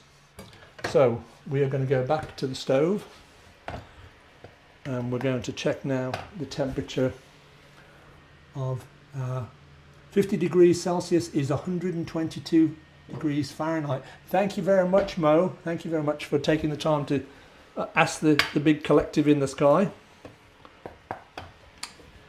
That's what I like. I like an interactive class. So let's go over to... And this is very welcome to anyone that hasn't been to our live classes before. It does take quite a lot of work when you're doing something like a cooking lesson and doing it live, and trying to figure out how much you want to do in class and what you need to do beforehand. I could have done more of, here is one I did before, but then you don't get to see the process. So I've got the process of dipping truffles in the class, I've got the process of making the ganache in the class, and I've got the process of rolling the truffles in the class. And I want to show you all aspects of making truffles. Let's just check now our temperature. And it does take, it's still only about 44, 45 degrees. We've still got a few degrees to go. 45 degrees at the moment, 46. And as I said, once this reaches 122 degrees Fahrenheit, then we need to take it off the heat, and then we need to put our grated chocolate in there to bring it down in temperature wise. So we've still got 45 degrees at the moment. Any questions at the moment that I haven't answered? I'm also going to put that white chocolate on to melt now, over on burner number 1. The white chocolate we're going to put into the piping bag. And white chocolate is probably the most difficult chocolate to melt. You've got to be really careful because you can very easily split that chocolate. I am also keeping an eye on my chocolate coating here. We have 44, 45 degrees, 46 degrees, 47, 48, 49. Still want to get it up a couple of degrees yet. Make sure it hits 50, because the actual there's a kind of like a between 50 and 55 is the threshold. So you definitely, at a minimum, you want it at 50 degrees. I've got 48.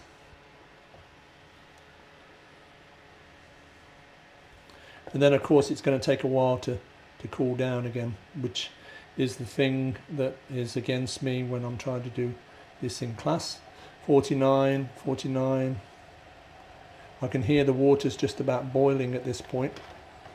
If we take a look at the water, it's just coming to a boil. 47, 40, no, okay, we've got 50 degrees. So we're going to take the water, the chocolate off. And we'll just move that thermometer out the way. So just scrape it down off the edges so that you've got an even temperature. And we'll turn that water off completely. And we want to get 50 grams of seeded chocolate. This is called the seeding method. And we want to put that chocolate completely, all in one go, into melted chocolate. And now we want to just keep stirring it until all that grated chocolate has completely melted and we've achieved 31 to 32 degrees Celsius. We're not going to put it back over the heat. This will just be achieved by just stirring the grated chocolate into the melted chocolate. And you can see that that has melted quite quickly. Now when you buy dark chocolate, it is usually tempered anyway, so you can, as an alternative, just heat the chocolate up very gently, making sure it doesn't go higher than 31 degrees Celsius, to try to keep the temper that the chocolate had when you bought it. What I did today, I want to show you another method, the sieving method. So we want to make sure we get our probe, and we'll see, it's probably still, see right now it's still about 35. It's still a little bit high, and we want to get this down to about 31. It's not over the water, it's just sitting in the inset, and we want to keep stirring that chocolate all around to make sure that the chocolate temperature is even. And once this is 32, we're going to immediately go into the dipping the chocolates, the raspberry truffles, with our chocolate. And sometimes these things, you might have to reheat the chocolate if it starts to get too set. So we've got 36, 37, 38 degrees at the moment. 30, it's still quite warm, but as soon as we have the right temperature, we'll go to the cutting board and we'll start dipping the chocolate. And the process of dipping the chocolate is you take a fork and you drop the truffle inside the dark chocolate. Well, in this case, the dark chocolate. You could be coating it with white chocolate, I could be coating it with milk chocolate. Matter of preference. But once the truffle is in the chocolate, then you cover it with chocolate to make sure it's totally covered, and then you lift it up with the fork, and you want to try to allow as much of the excess chocolate to drip off as possible, and then place it back onto your cold tray. So let's check the temperature again, see what we've got. 37 still, 38. So let's maybe bring this over to the cutting board, away from the heat. And so you can see it. We've got our thermometer here. It's still quite warm, and we really do need to get it. I've got a paper towel there so I don't mess up everything.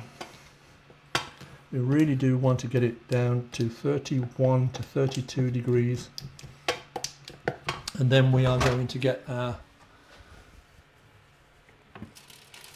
raspberry truffles and we're going to dip them in to our dark chocolate.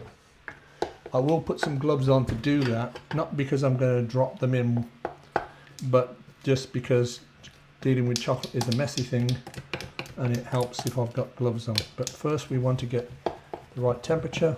That's why I'm continuing to stir the chocolate. It's better if I had a silicone spatula, only in so much as I could scrape off the chocolate that's on the sides of the bowl. So I'm going to do a swap and get one of my silicone spatulas. So I'll scrape, don't waste any, scrape that chocolate off that wooden spoon. Wooden spoons are great for sauces, but not for necessarily scraping every last little bit off a bowl. So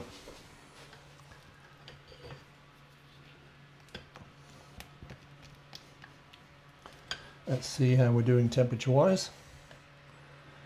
We're getting there. It's down a couple of degrees, so we've still got about 36 degrees now, so we've got about 4 degrees to go, and we're going to coat some of the raspberry ones in the dark chocolate. Let's go back over to the stove for a second and see, because remember on the stove we have the white chocolate melting, and we are going to once the white chocolate is melted, we're going to put it into a little paper piping bag. So it doesn't need to be a specific temperature for that, but I've got it on pretty low. I'll put it up to 4, but it's all a matter of first obviously we need to coat the raspberry truffles with the dark chocolate. So we are going to go back to the cutting board and see how our chocolate is going.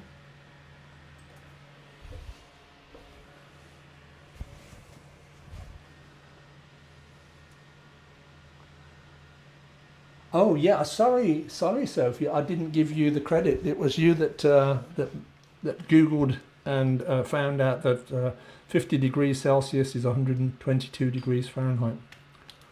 So, right, let's just check the temperature again of the chocolate. It is getting lower. It's about 35 at this point. But it's not like the bowl is sitting on, it's just sitting on the insert, so it's not adding any extra temperature. But chocolate does hold the heat.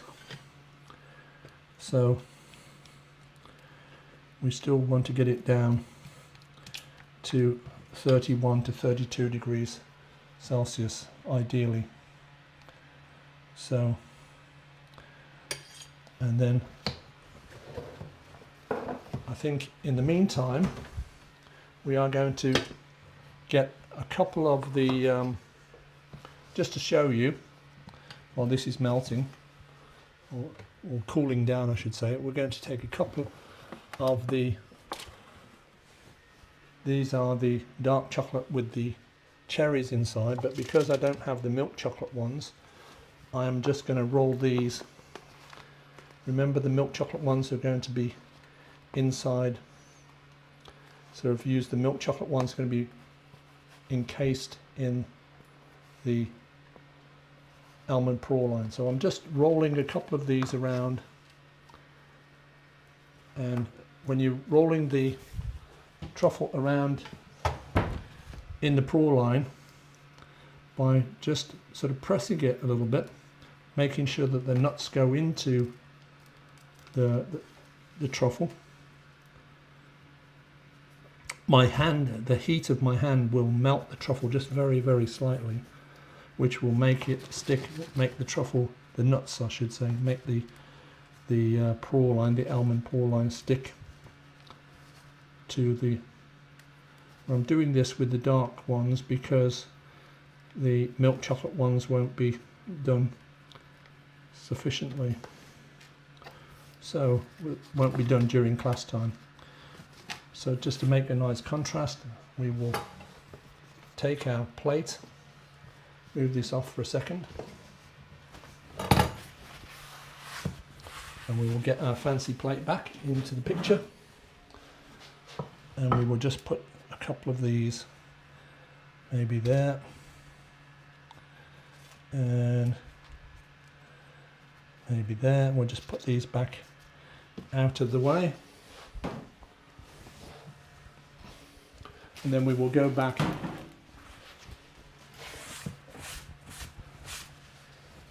to our chocolate. It's key that you keep taking the temperature, because you want to get between 31 and 32. It's about 34 still, so I want to keep that chocolate, because the chocolate on the side of the bowl will be colder. Keep stirring that in. We're almost there. I think about one more degree and we're going to give it a go. Right. So we are going to get our raspberry truffles out, put them over in the ingredients area, and we're also going to see if we can put that back there. I'm going to put another pair of gloves on.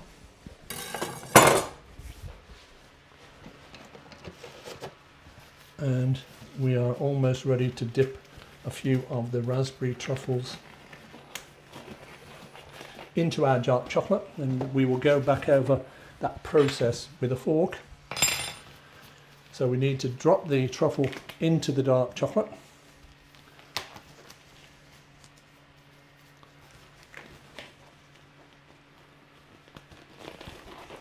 Just check the temperature one more time.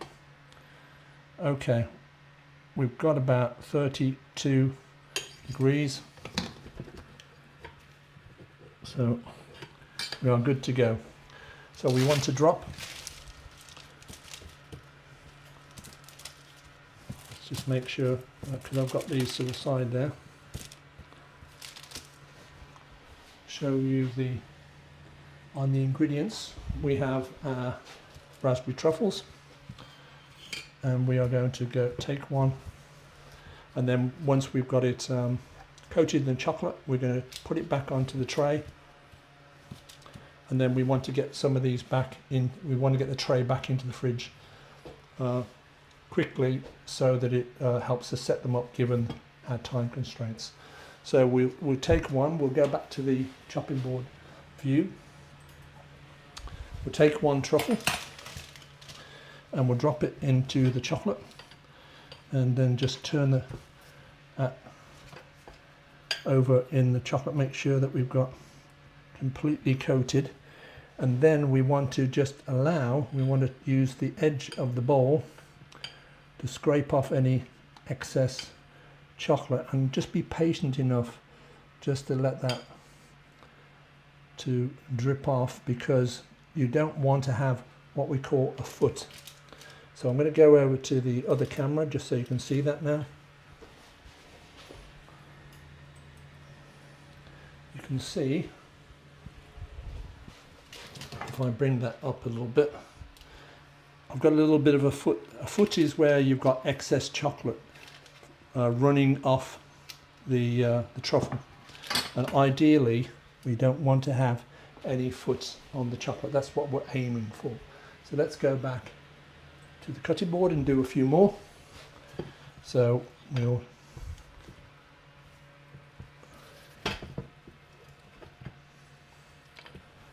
drop another of our raspberry truffles into our dark chocolate.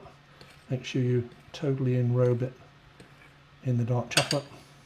Don't leave it in the dark chocolate too long, because of course you're putting cold chocolate into hot chocolate and you're going to melt it if you leave it in there too long. And then I'm trying to let as much of that excess chocolate drain off. And then when I come over, I'm going to switch over to camera for a second, if you bear with me. I'm going to try to show you that process.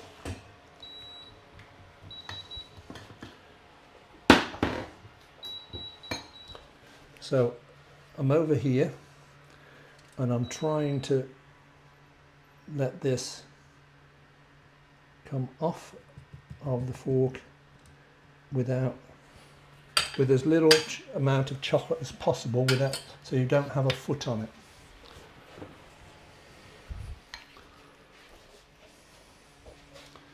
Right, I'm checking also my white chocolate, which I have over on the stove.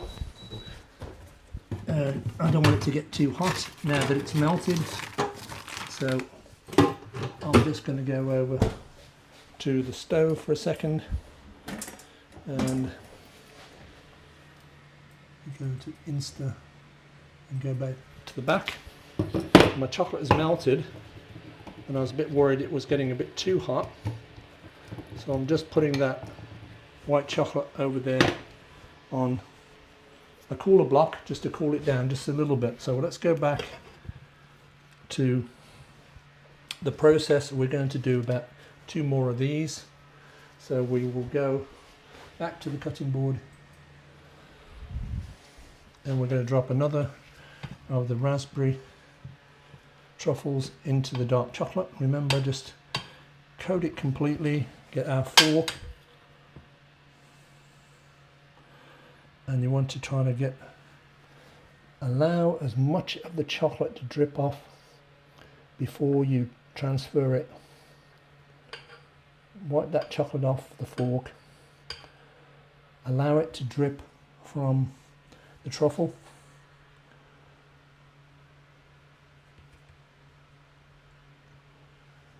Okay, I think we'll do 1 more.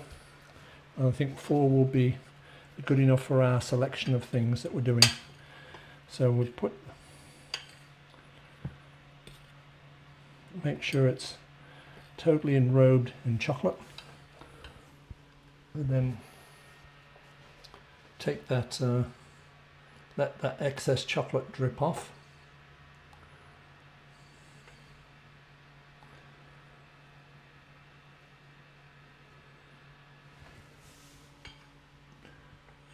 Scrape that fork, the tines of the fork, against the edge of the bowl, and when you don't think any more chocolate is going to come off, then just put that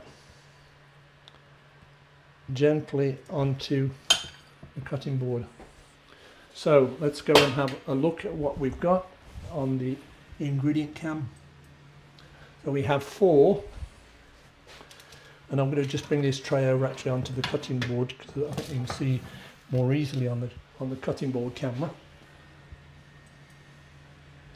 So we've got 4 of these, quite nicely done, not too big a feat. Chocolate's looking nice and shiny. We're going to just use a little bit of the, I'll get a piece of paper towel. Paper towel and gloves are your friend when you're making truffles. I'm just going to take a little bit of the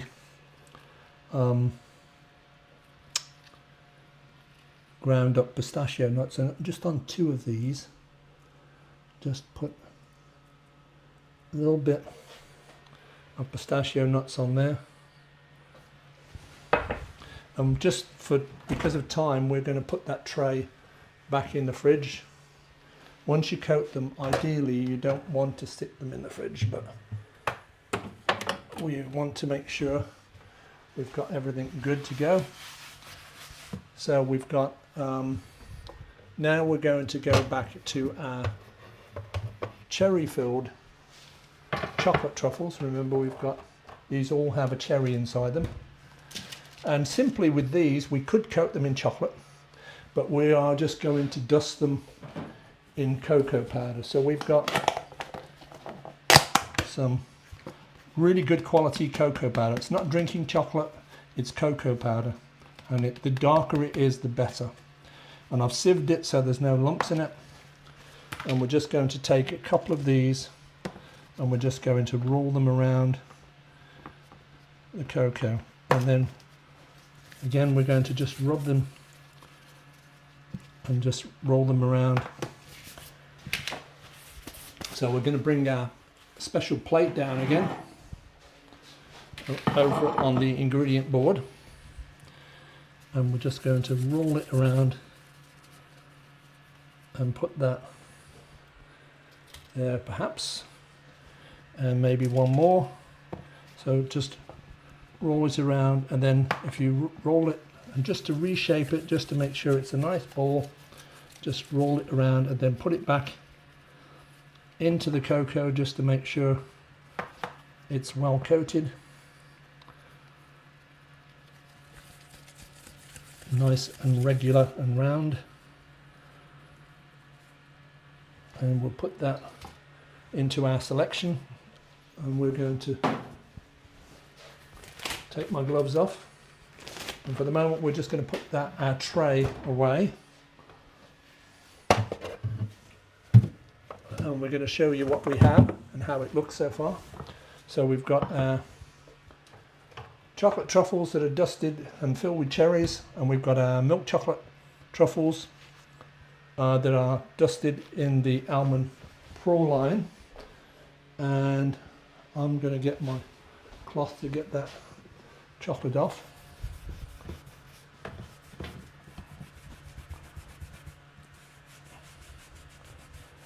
And then we are going to get our white chocolate.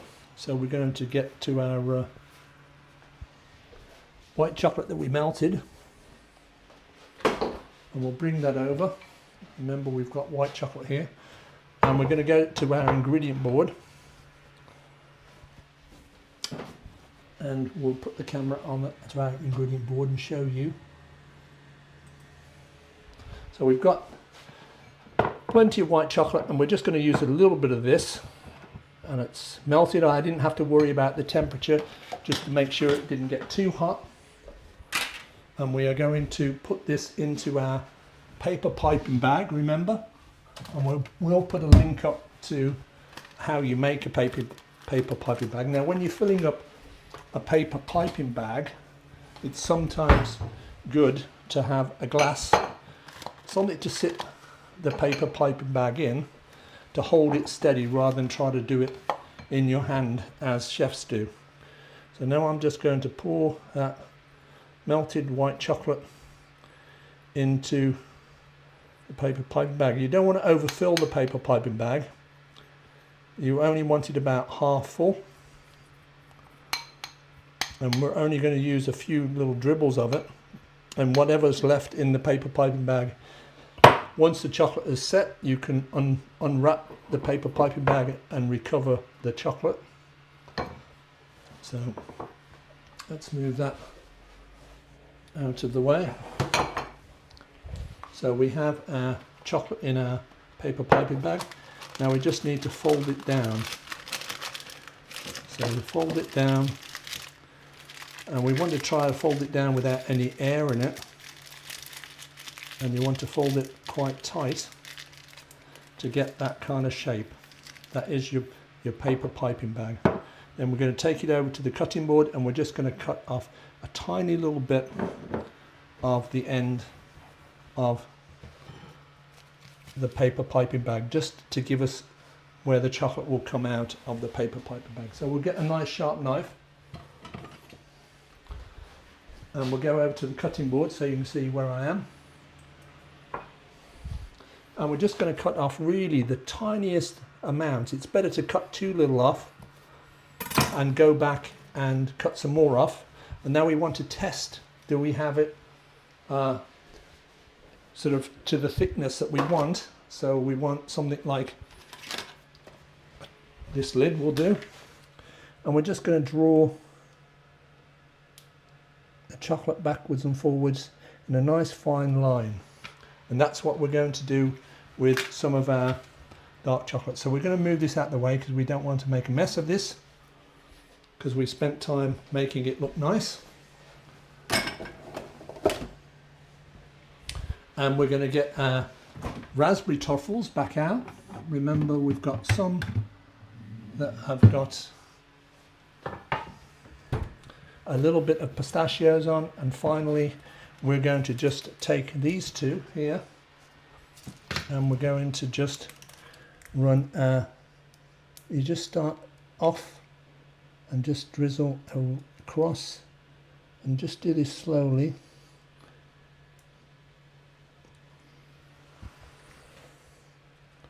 And again, drizzle really slowly, just steady the bag with your other hand just to draw a line.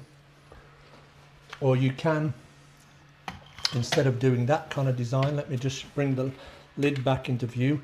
If you want, you could just draw a circle from the edge like that. But I've showed you the lines because the lines are probably easier for you to do. So we are on the home stretch. I am just going to wash my hands, and then we are going to put those very carefully, because they're still a little wet, onto our plate of truffles and give you a chance to ask all kinds of questions. So move that out of the way there. Is there any questions at the moment? I like how you give multiple suggestions for decorating truffles, so that even if you didn't make 4 or 5 kinds, you can still. Yeah, that's really kind of you, and that's the idea. Not everybody wants to make 4 or 5 different kinds of truffles. I could have just made the raspberry ones, but if I have different ways to decorate it, then that will make it look more attractive than if I've got them all the same. So we're going to get our plate of truffles back, and very, very carefully, I'm going to just put them, and I might need to, because I'm not being very patient because of time constraints, I am just going to put my knife underneath, and I'm just going to move that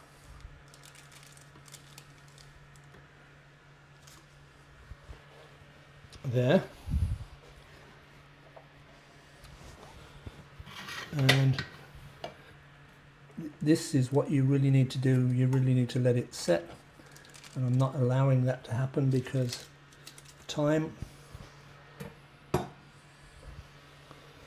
Let me see if I can save this one because it fell on its side.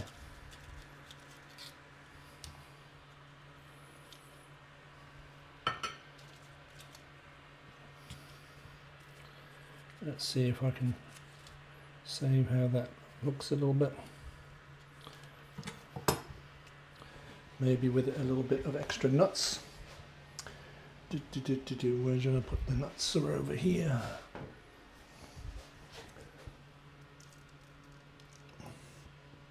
Nuts cover up a multitude of sins. Right, we're going to put that back in there, and finally we're going to try and lift this up and get it over on there without ruining our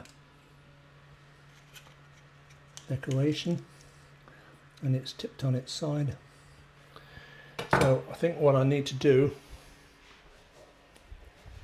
is we need to get another, let's see, the main thing is never panic. So we have one here, and I'm going to see if I could slide that in when the thing is flat.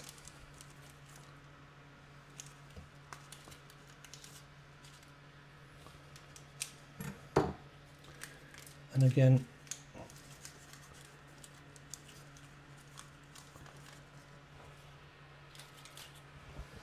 okay, given that the 2 hours I had,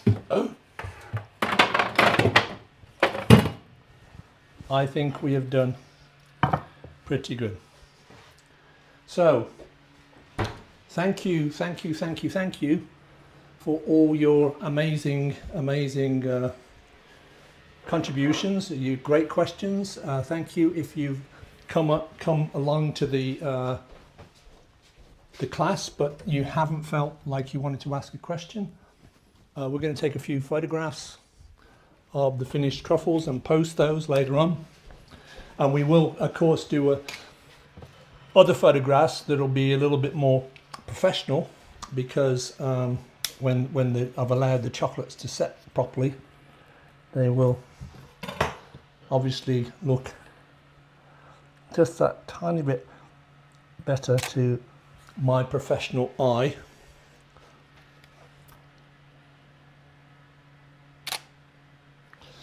So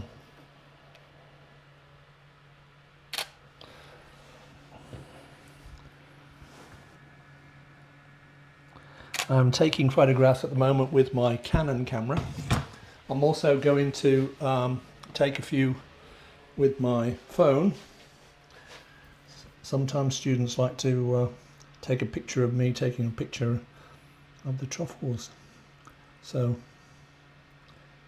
and I will be posting this in the WhatsApp group, so if you are a signed up member of my group, you can get lots and lots of opportunity to ask even more questions. But we do hope anyone that's shown up for the class will feel perhaps you'd like to sign up for our lessons. Our lessons are very inexpensive. You can sign up for them via YouTube or Patreon.